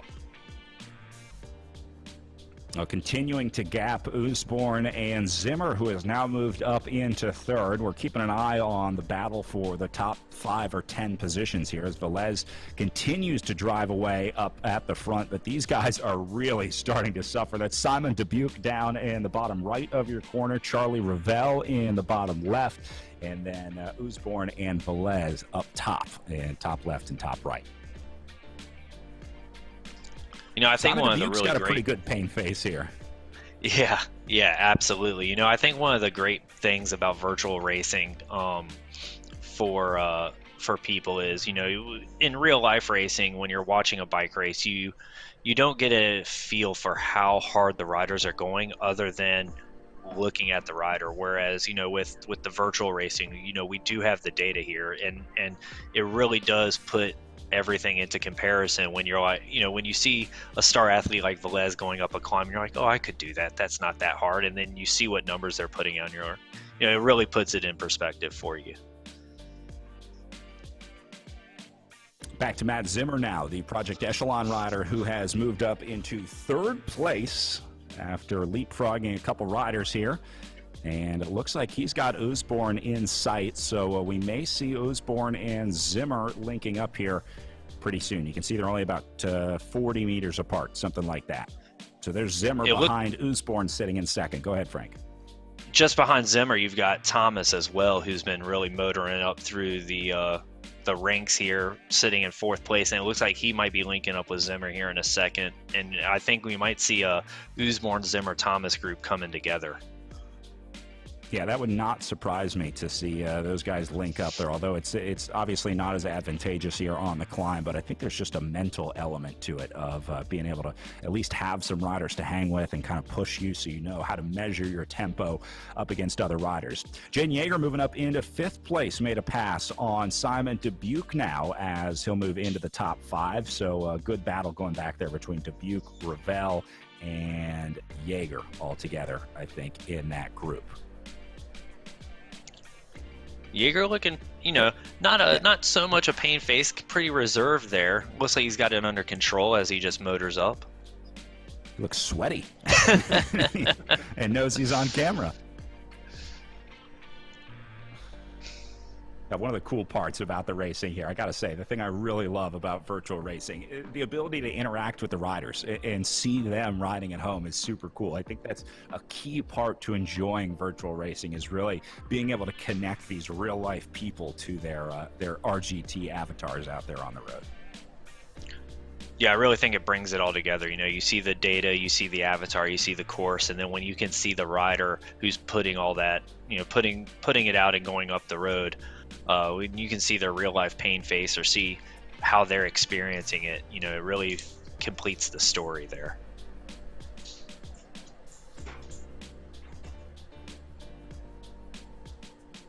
I like seeing the different camera angles too. We let the riders choose how they wanted to show themselves for our rider cameras here. Dubuque going with the up close and personal. I like that. I like how we need to get that guy a ring light. And I like how I think that's Revel in the bottom left there from Tor. Yep. With the overhead helicopter view webcam. I think that's the first time I've seen that one. All right, look at this. Zimmer and Usborne. This is the battle for 2nd, 3rd, and 4th.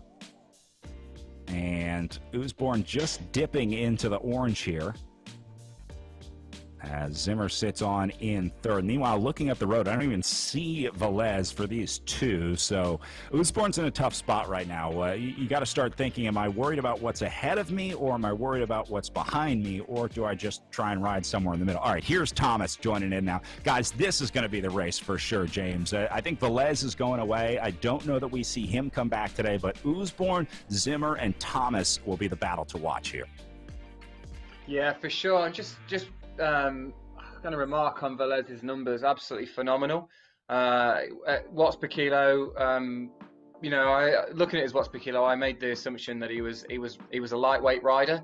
I don't think he is too light, because his actual power numbers are super impressive. I remarked earlier on that we had an event on the platform that saw riders go on to be signed for World Tour teams. This is the kind of performance that we saw. It has all the hallmarks of very similar performances. I am blown away by Velez right now and how well he's going. I mean, notice the other guys are going just as hard as well, but Velez animated it from the beginning, and he took it up, and he continues to take it up. So he's having a superb final stage of the inaugural Project Echelon race. The race is coming back together behind. I think Zimmer and Thomas will join Usborne with that 2-3-4, as you've suggested. And there is potential if the rider's behind. Like Jaeger looked really composed. Ostenfeld looked a little bit in pain, but there is potential for it to come back together a bit. Some of these riders may have gone a little bit too hard from the gun, but yeah, just to go back to Velez, no sign of slowing down at all. Looking really, really good. Yeah, just like we were talking about with Elena O'Mara, you don't get signed from a ride like this, Frank, but you certainly get noticed from these performances. It gets your foot in the door. That they'll read your resume after they see a ride like this, and for a lot of riders, that's the break that they need. Absolutely, and I think this is a good time to talk about what we've done with Echelon Racing Series. When we talking about impressive power numbers, one of the things that we do to ensure that those are true numbers for the Echelon Racing Series is we do require all riders to provide proof of calibration and zeroing of their power meters and smart trainers. We also require riders to submit a 5-minute and 20-minute power file showing their best 5 and 20 minute within the last 6 months to just help validate those numbers, make sure that the riders, aren't using an uncalibrated power source. Make sure those numbers are true. We also require a weigh-in video. I hope you didn't think I was questioning those numbers, Frank. I definitely wasn't, but they are, it's an incredible effort that we're seeing him put down. It's phenomenal. I mean, and all these front guys. Yeah, let's say this is definitely legit. You don't have a power glitch multiple days in a row for Velez. So yeah, we're not questioning Velez's power validity here, but we do want everyone to know that they're on a level playing field here, where everyone we check their weight, we check the power, it has to be calibrated, and we make sure that you don't all of a sudden get better when you start racing in virtual races. It has to line up with your real life power. Absolutely, and I wasn't trying to say you guys are questioning it, but I do know, as e-racing becomes more prominent, that is one of the major questions you see rise up from real life racers is, how do I know I'm racing against real people? How do I know that they're not cheaters or weight doping or power doping? That terms have come to fruition, and we've done a large effort to ensure that there is truth within the data that is being produced by these riders. Yeah, so James, they're registering both power numbers, and then Echelon Racing League, they also have to do a weigh-in. Explain why the weight is important to making sure that this is a level playing field. Yeah, so I'll cover two things off, actually. So I think it's really important that we make the distinction between RGT Cycling owning event participation and event organisers owning event participation. As an organisation or a business, RGT, we've made no claims to having the expertise required to govern events like this, and I think this is where the guys at Project Echelon have done such a great job of providing the support required and making sure that it is a level playing field. It's that's how we work. That's how we want the platform to grow, is by encouraging event organisers to come in and do the things that they think are important to them and produce events in the way that they want to produce them. So one event organiser might decide that they don't feel like transparency is required and let anybody race it. But for these high-stake events like Project Echelon have organised, with in partnership with us, but they control that. It's up to them to make sure that the riders are validated. And the reason that that's really important, I mean, obviously from a performance perspective, the amount of watts that you're seen to be producing is super important, because that's what gives you forward momentum. But if you think about what gives you upward momentum, it is watts, but it's watts divided by your body weight. So the more you weigh, the harder it is to move your mass up the climb, and the less effect each single watt will have in producing that forward and upward momentum. So body weight is super important to know the rider's actual weight, so then you can work, and then the platform RGT uses an algorithm to work out the speed as a proportion of the gradient versus the amount of watts that have been put in and the body weight. So that's really important. So body weight is an essential metric. It has to be accurate, and we have to make sure that we've got up-to-date information on the rider's weight. Yeah, nice to know that everyone out there racing on the same power numbers and the same course here as well, to make sure that they get a standardized experience out there. Coming up on 7 kilometers to go to the top of this climb here, a unique point-to-point race here as well. I love that we race from the bottom up to the top, although, James, on RGT, I saw earlier today some of the riders were riding down in the first-person view. That was maybe one of the coolest video game experiences I've ever had, descending the Stelvio in a first-person view on the smart bike. It was super cool. Yeah, we've had a build in the past for Oculus, so the virtual reality headsets, we can produce a build for that. The technology isn't ready from a hardware perspective to support like a proper virtual reality mask, but when we've done it in the past, riders fall off. They literally fall off because they lean to go around a corner and fall off. It is that immersive. It's that much fun that you feel like you are there. I mean, with the headsets, you can look around and see the whole virtual world. You've not got a limited field of view. So yeah, I mean, it's a lot of fun. It's a super immersive experience descending down the Stelvio. Plus, you don't have to put any watts in to get down either. You just cruise. Oh, it's the best. Best part of riding. Well, guys, watching Ben Thompson here resurging up to the front here into second place as Thomas went past Zimmer, then past Usborn, and now Thomas sitting about 90 meters behind Charlie Valet. Ben was second place on stage 1, where we saw John Cooper take the win, although it was a close one, so he wasn't far behind. So Thomas is another rider who we've seen a lot of, but hasn't quite made it up to the aggressive front riding like we've seen from a lot of these riders. So Thomas likes to kind of sit back, stay quiet, and then when it's time, he makes his presence known. Having a great ride today. That's Ben Thomas in second place.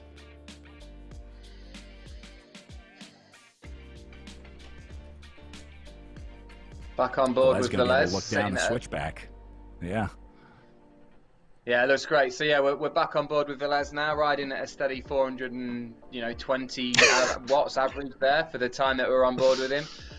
Like, this is a great opportunity for club cyclists and enthusiasts to understand why they can't sit with the pros, or why they can't sit in an A+ race or a Cat 1 race when they actually race in real life or virtually.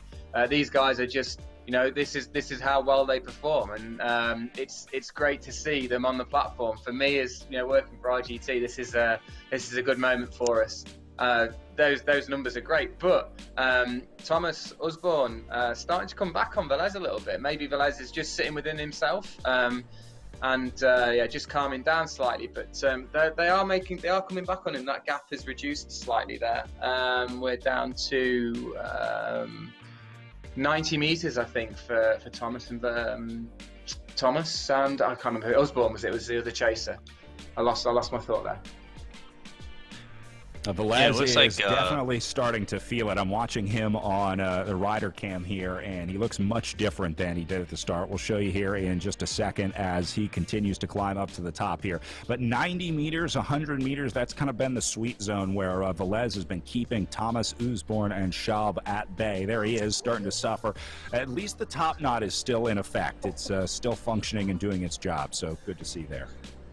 Yeah, it's keeping the hair out of his eyes, and I'm sure it's making the sweat less of a problem for him. But yeah, looking a bit more human there and starting to feel the pain, I think.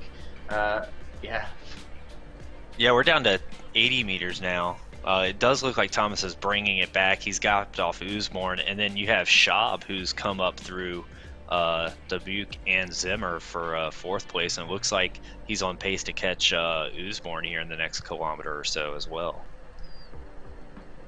Yeah, interesting to see the gap from Thomas to Usborn here, about 20 meters between them, and then a huge gap from Usborn back to Schaub in fourth place. So, yeah, Thomas and Usborn really going to be the two that are going to have a shot at catching Charlie Valet, and I think they can do it here today, guys. Look at the gap now, down to just 60 meters from Valet to Thomas. Yeah, this is starting to get exciting now, isn't it? Seeing Thomas and Usborn come back in the way that they are. But I think even Usborn, despite being distanced by Thomas, is coming back on Valet. So, we may see this come back together at the pointy end of the race. And Schaub as well for Above and Beyond Cancer PB Bike World. Like you said, coming up through, passing Zimmer. Who knows what's going to happen next? You can never discount it on these long climbs. If you blow up, if you put the brakes on, that's it. You do go backwards, and you go backwards quite quickly. So we might see it come back together. Maybe Valet is just having a breather and making sure he has timed his effort appropriately, and he isn't. He's just allowing the guys to come back to him, knowing that he's going to have that break and be able to go again. Or maybe he is hurting and they are going to go past him. But we're going to see. I think we're going to see soon, because I think we're down to I think it's about 20 meters now. Is it for those two? Yeah. No, it's still 30 meters or so.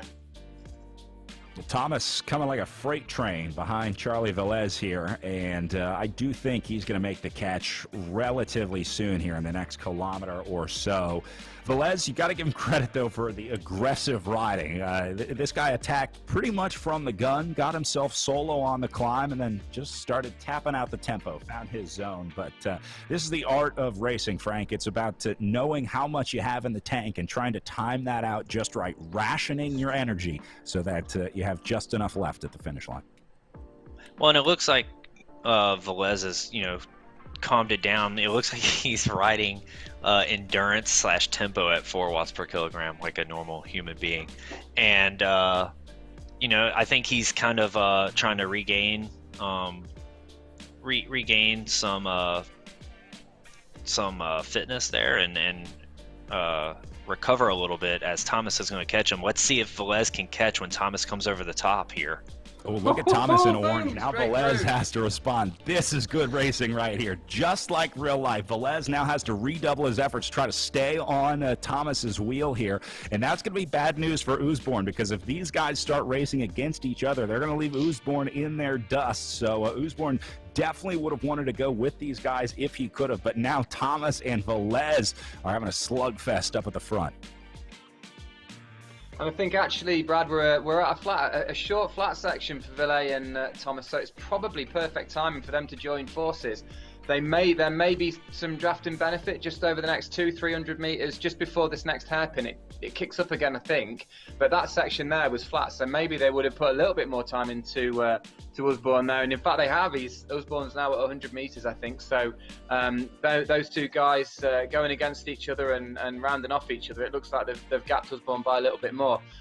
Valet looking like he's in a whole world of pain. He's certainly hurting more than he was. I think the great thing about virtual cycling is you have to do less riding, so less concentration, so you can go so hard and you don't have to worry about falling off your bike because you're completely exhausted. I mean, Valet has had a big ride so far and can just keep doing that without having to worry about falling off through the amount of effort he's putting in. Back on board with Sharp right now. Yeah, go ahead.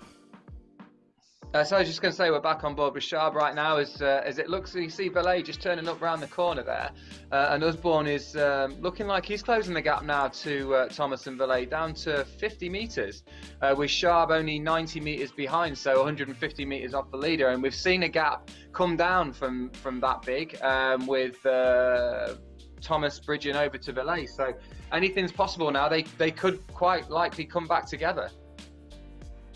It looks like Valet is I think Valet's cracked, guys. Looking at the numbers he's putting out now. Well, yeah, he's been dropped, and you look at his numbers. I mean, he's riding within his endurance tempo zone. He's trying to recover. I think he's put himself into a bad spot, halfway up this climb, 2/3 I'll up tell you, this climb.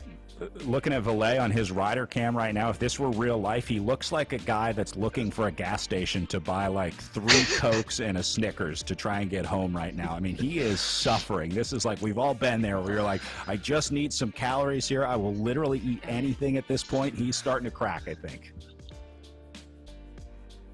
Phenomenal ride, though. I mean, just absolutely crushing it. And, like we said, I think this is the U23 inexperienced mentality, right? Where you go out from the gun super hard, adrenaline pumping, especially when you're lining up in an elite field like this, and then you get off the front, notice that you've got the gap, and then that adrenaline kicks up to another notch, and you're headstrong and rolling it, and then 20 minutes later you're regretting those decisions.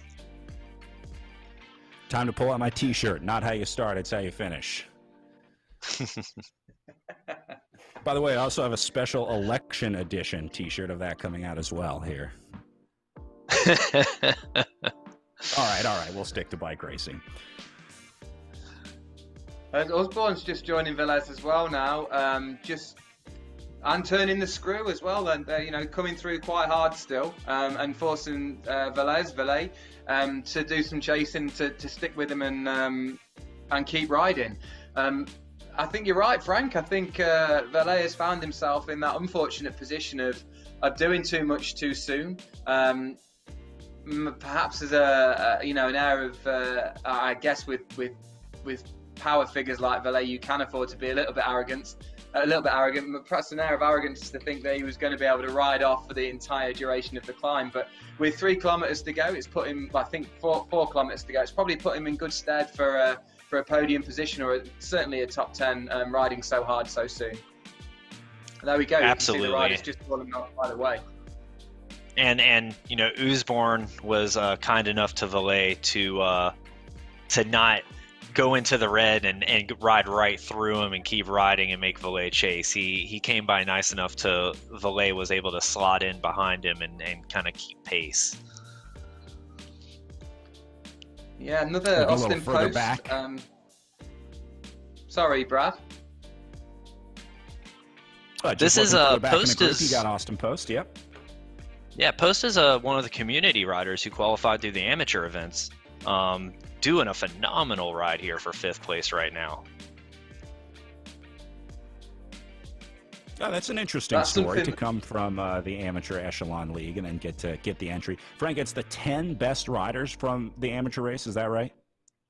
So yeah, we're still. I'll be honest, we're still trying to fine tune how we're doing that selection. The way we're going to be looking at it, because the professional riders are permitted to do the community events as well. We're going to be taking the top 10 amateurs, that is the top 10 people who are not on professional teams or in the Echelon Racing Series professional series, and providing them a wild card invite into the professional race weekend for men and women, and in the Cat 1 races. Nice. Some new faces, new riders, getting a chance to race in the pro races. Good way to move up the ranks and test yourself against the best in the league. And the real benefit further here. Yeah, the real benefit to that is, we make the Echelon Racing Series, the pro teams, we make them set their 12-person rosters at the beginning of the series. They're not allowed to bring on new riders mid-series, with the exception of a transfer period we will have in December. And so that what this will provide is some of those community folks that are really making these phenomenal rides. It gets their name out there to elevate them up, and so as the professional teams start looking in that transfer window for new riders, as people leave, people retire, go to new teams, they can look at these community riders who are making these notable rides week in and week out, and recruit them so they can participate in the series for the remainder of the season. Yeah, everybody wants a shot at racing a lot of these Echelon Racing League events. See the schedule on the screen right now. I'm also waiting for the first reverse crossover, where a rider starts on virtual racing and then comes out to one of these real-life races like we were talking about with Tour de Gila. I'm sure we'll see some new riders at these races this year, so that's exciting. And hopefully I'll know their names from seeing them on RGT. Yeah, I think you and James touched on Friday, but I'm waiting for the further crossover where one of the virtual races or one of the real life races builds a real life course, real life stage based off one of the RGT stages. Well, they certainly are beautiful out there. You can see some pretty incredible scenery here from the top of the climb as we get further and further up. James, this is by far one of the most beautiful courses on the RGT platform. Time well invested by the art and development team here. I think it's only going to get better, the Stelvio. There's probably a hint in some of our development work. exclusive to you guys actually right now, but the Stelvio is only going to get better. And you're right, it's already a beautiful looking road with those serious switchbacks. Just picking back up on the racing, Valet has been passed by Schwab, I think, our German rider, and is still going backwards, literally parking it on the climb, and is possibly going to get caught again. But I think it was the name escapes me, but there was somebody about 300 meters back who looked really strong as well, so could also possibly come up on Valet and pass him. That was Hutchings. No, he's not close enough to do it. But yeah, Valet actually going backwards. Yeah, Valet and definitely just learning a valuable lesson out there today, that's for sure. And yeah, Frank Thomas taking over on the front. Once he made that pass on Valet, it was like night and day. I mean, Thomas flew right by him. Valet did his best to try to hang on, to try to respond, but it was pretty clear that Valet had gone too deep at that point, and no surprise. Staying that far off the front that early for that long, I don't know that you could ask anybody to try to respond to being caught and try and hold on to a wheel. So 2.2 kilometers to go here for Thomas as he tries to hold off Usborne at 130 meters back. And here is the Canadian riding for the Above and Beyond Cancer team. An international podium here, guys. A Brit, a Canadian, and a German sitting 1, 2, and 3. It'll be interesting if in these remaining kilometers, if Schaub can catch second place there. It looks like that he's gaining on him. I just don't know if there's enough road left. So we are coming to the very final section as well. No, I think, 2 kilometers of racing left for Thomas. I think we saw in the women's race the finish line was slightly earlier, about 200 meters earlier as well. So if we're looking at 2.1 kilometers, it's more like 1.8 kilometers. I've made a note of that as well, and I'll ask our developers to just take a look to make sure there's nothing we can do to fix that. But there's not much road left. So if anything is going to happen, it needs to happen soon for all of these guys. But Schaub. I mentioned. Sorry, Frank. I was going to say, it looks like Schaub is motoring with a mission right now. He is gaining quickly on Usborne. Pedaling looks like a half watt per kilo harder than Usborne, all up to a watt per kilo with 1.9 K. I think there's going to be a good little fight here for second place. Yeah, Schaub's going to be here soon. That's for sure. He's going to be up in that group here very quickly. This is Usborne at the bottom of your screen. I've been trying to get a read on his facial expressions, but I think his ring light died.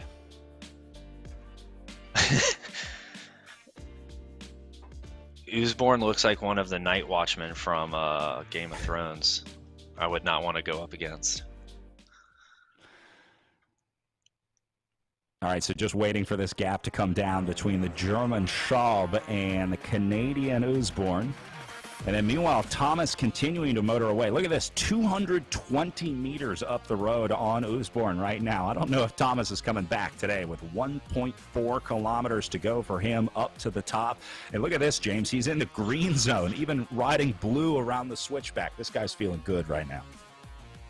That's good to see. It's good to see Thomas using the road, riding it as you would in real life, backing off on the corners, not wasting his power as he's turning those tight switchbacks.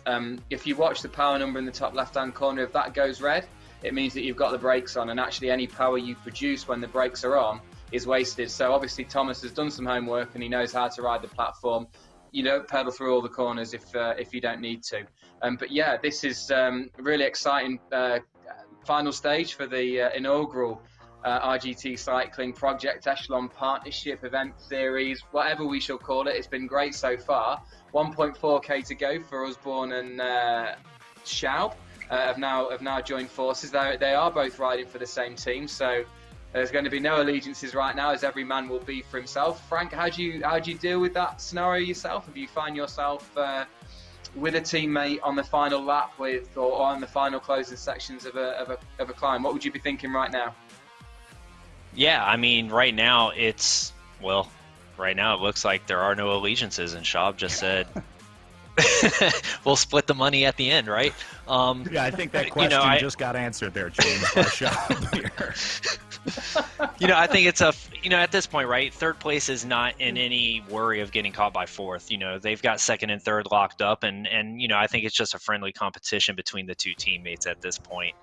They're not catching first, they're not getting caught by fourth, so now it's just let's have some fun with each other, and we're gonna split the payout amongst the team at the end of the day anyway. We saw this yesterday with the Canyon Esports riders. 1 and 3 were racing against each other. Charlie Velez was texting his Canyon Esports teammates. We saw they were trying to communicate during the race. So there is some strategy that goes into this. Obviously, as you were saying, it's not as important for Schaub and Usborne right now because there's no threat of them being caught by Charlie Velez or them catching Ben Thomas up the road. So yeah, they're free to have a little bit of fun and free to have a little bit of friendly competition. But there are times on the RGT platform in the Echelon Racing League where riders will have to work as a team. You have to decide who's going to attack, who's going to be the first to go. There's the same tactics of kind of trying to draw other riders out. You have these, like we call them TV attacks in real life, where you have these breakaways that go away extremely early but force the field to chase. So a lot of real life elements coming into virtual racing strategy. Yeah, I think Friday night's racing, perfect example of that. I think the Restart Racing guys, as I experienced firsthand, did a great job of sending guys up the road to make the peloton chase and soften up the field, so that they could, send Jaeger or Dowd to counter. Thomas is just gonna. What's the button, James, so that Thomas can get off his bike and walk it across the finish line? Do you know we need to develop the fact that you don't have celebrations in esports when a rider crosses the line is beautiful, as Thomas should now cross the line and pick up his bike, as you say, and hold it up and show everybody. With a little cheeky wave there, saying little wave there. That was good. Hey, James, I will personally pay to have a. I want to get a confetti cannon developed, so just send me the invoice for that. Yeah, we can do that. We should go back to the racing, as Usborne did bridge back to Schaub, and now it is a 2-up sprint. And I love these uphill sprints. They seem to last forever in slow motion, unless Schaub has got a better chance of the podium overall, which he may have, because it looks like Usborne is letting him go. But I can't remember what it looks like for these two. But yeah, they're great, these slow motion sprints, if they do happen. It doesn't look like it's going today, though. That's a shame. Yeah, it looks like Schaub going to get this one, as Usborne gives a little wave to Schaub up the road, saying, nice job out there today. So Schaub will ride to second place. The German going to get the silver medal today, and Usborne will hold on for third to take the bronze in the Echelon Racing League Real Road Stage Race. Stop number 3 today on the Stelvio, as Thomas, Schaub, and Usborne. That is your podium of 3. Here comes Charlie Velez up to the line. Guys, a great ride this weekend. We can't talk enough about how exciting watching Charlie Velez was this weekend and how exciting it's going to be moving forward, Frank. This is a guy that is now officially on my radar. Oh, absolutely. I mean, Velez, I can't wait to see how this guy takes the lessons he's learned from this weekend and, applies them moving forward. I think he'll be phenomenal in the Tour of the Gila. I think that's going to be a great race for him, and all, the rest of the calendar as well. He's a phenomenal bike rider that's going to do some great stuff. Post here from the community events, he's definitely going to be on some teams' radars who are looking for riders when we hit the transfer season for sure. Just a phenomenal ride by Post. And then Revel coming up for 6th here, giving it a little bit there for a sprint across the line. We should we should just remind ourselves of how this race broke down from the start, talking about Velez there, with his attack from the moment the clock hit 0. He went from the gun and got himself in a gap, and he went for 8 or 9k on his own before he got caught at 5 kilometers to go, and that was when Thomas bridged and just went straight over him. So for Velez, the climb was just 4 kilometers too long, guys, but what an amazing effort he put in there at the very beginning to make that selection as Jaeger comes over the line now. One of the riders that you would have thought would have wanted to be at the front of this race, that was found out by Velez and Thomas and the likes as we got to the climbs and slopes of the Stelvio Pass.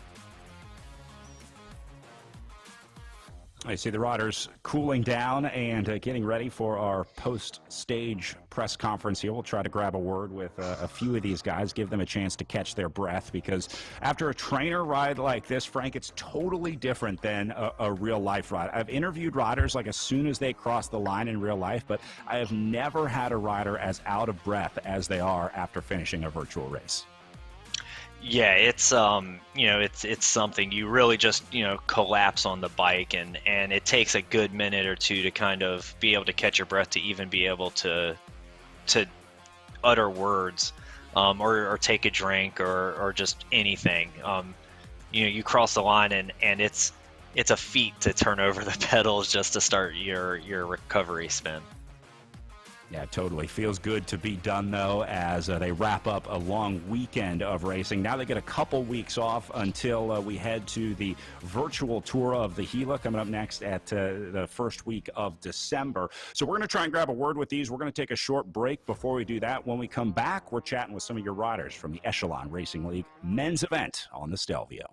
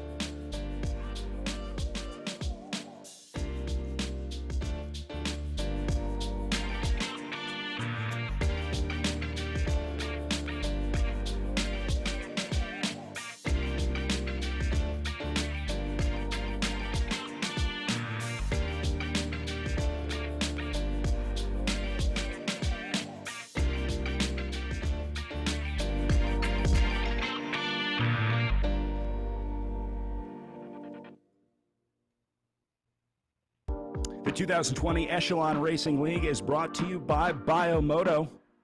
Find the motor in you. By Hyperice. Move better and enhance your recovery with Hyperice. And by Nations, enhancing the reach of esports. As the sun sets on the Paso dello Stelvio, the sunset also setting on our rides here in the Echelon Racing League. We're going to grab a word with our early attacker out there today. Didn't quite make it to the podium, but Charlie, you got the award for the most aggressive rider out there today. Lesson learned today. Did maybe you a little overconfident after yesterday? What happened out there today? I think it was really trying to get Ben up the road, get them off the front as soon as possible. For me, it was a case of being a bit heavier, just trying to sit in, keep it as steady as possible. I knew a few would come back past me, but pretty happy with that, to be fair. I think we just got a random interview in there. I'm trying to figure out who that was in our Zoom room. I'm going to address Charlie here, and then I'll go back to, that might have been Ben that joined in. I'll try and figure out who that is. But Charlie, the decision to attack early, was that in the plan today? It was, yeah. It was definitely a case of get up there as early as possible, move up as far as possible, being a bit heavier. I knew that it would be a case of just sit as steady as I could. And then we knew that we had Ben, obviously, to go for a pretty big effort. So holding back just for that was pretty solid. All right, this has got to be above and beyond cancer. Charlie Velez from Canyon Esports Racing here. I'm going to ask you about the early climb. Charlie Velez. My plan was initially to go from 10 kilometers to go, but I felt good, but I didn't expect the climb to be as long. So, I did go a little early on my aspect. I did have the confidence that I could make it, but sort of blew half, almost to the finish. I was close. Yeah, were you worried when you realized you were kind of out there by yourself? Was it like, I kind of thought I would have more riders with me early on? Yeah, I did. I thought I mean, having a couple more riders to come with me would have been nice to have been able to just push, to have more of a aggressiveness to push together and work together, but it is what it is. Just have All to, right, I mean, no one wanted to go, and I just went with it and tried to make it stick. well, you got a little time to recover before we head to Tour of the Gila, first weekend of December. Will we see you there racing the virtual Tour of the Gila? Probably. All right, can't wait. Going to be an exciting one. That's Charlie Velez. And now let's see if we can get Ben Thomas in. I just saw him in our group. Ben, can you hear us? I can hear you. Can you hear me? I got you loud and clear now. So take me through the day today. Patience paying off for you out there. Hello. Were you surprised when you saw Charlie Velez out there? I think Ben's having Zoom connection issues.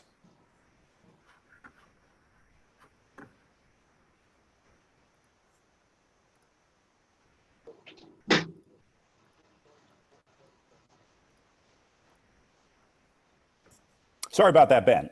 Asking about when Charlie Velez went off the top, were you surprised to see him out there that early?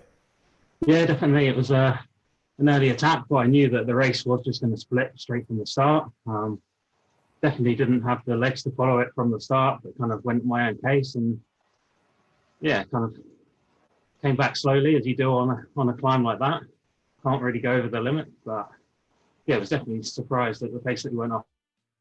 We were noticing your riding. You seem pretty familiar with the RGT platform, the way that you were riding the corners, taking off the gas a little bit. Not your first time riding on RGT. What is your virtual racing experience like? Yeah, I mean, the team, Tour 2000, we've done a few races on RGT now, and yeah, definitely getting used to it. I think each time that you ride the platform, you learn something new, and yeah, really enjoying the experience. And any riders that you had marked today after the first 2 days of racing this weekend? Was there anyone that kind of caught you off guard or anyone that you were really watching?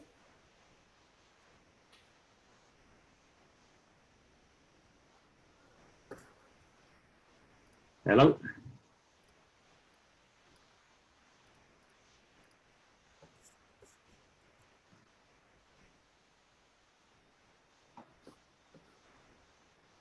All right, I think we might be losing Ben on Zoom here, so yeah, we'll sorry, goodbye.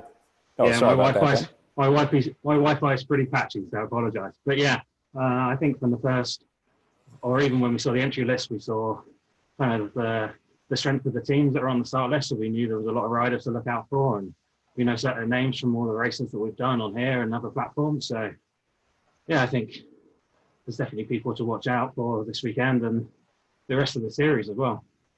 Yeah, do you plan on racing the rest of the series? Are you planning on racing every event, the 22 days of racing?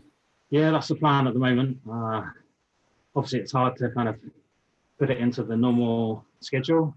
I finished up my season 3 weeks ago at World Mountain Bike Championships, and I've pretty much had 3 weeks off before now. So, bit of a shock to the system the last 3 days, going from nothing to maximum effort.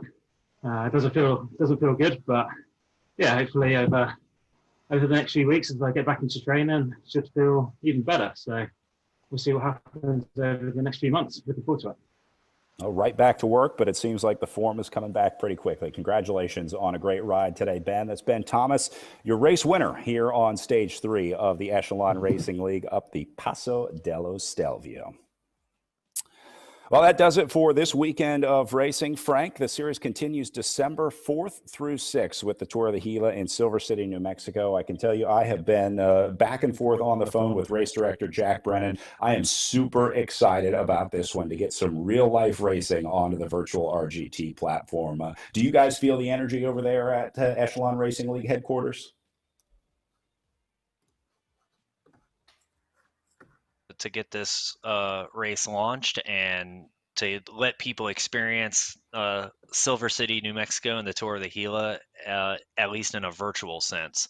And people can tune in November 28th for the amateur race to get a preview of the Gila Monster Stage with the amateur event, the community race, the weekend prior. But the 4th through the 6th, it's really going to be an an action-packed weekend, and it's going to be something to watch. Well, it is going to be a huge month of racing in December with Tour of the Gila and then the Thompson-Bucks County Classic and Armed Forces Cycling Classic before we go to the Gateway Cup and then Redlands and then Joe Martin, followed by the Green Martin Stage Race and the Tour of America's Dairyland. So, James, any final thoughts from you? An impressive today on the Stelvio, but every day we get to see these guys racing out there on RGT. It seems it just gets more and more impressive every day. Yeah, I mean, I'm going to avoid making this about RGT and the platform. I think props to the guys at Project Echelon. They've done an incredible job of pulling the riders together. And props to the teams and athletes that took part. Really, really blown away by the commitment that they've shown, by the effort that everybody has put in, including the athletes, to see Valet go so early and attack so hard, and Gobbler and Tracy and Double Hickok. All of those athletes have made the Project Echelon first event an absolute spectacle. I think it's some of the best esports, best e-racing I've ever watched. I mean, maybe I'm biased because I'm part of it, and I don't know. It just felt like actual virtual cycling, not something else. It was good. I really enjoyed it. December 4th can't come quick enough for the virtual tour of the Gila. All right, that is going to do it for our coverage today, guys. For everyone here at the Echelon Racing League, James Vickers and Frank Cundiff with me here on commentary. My name is Brad Soner, saying thanks for watching. Don't forget, virtual tour of the Gila, December 4th through 6th for the Echelon Racing League. We'll see you there.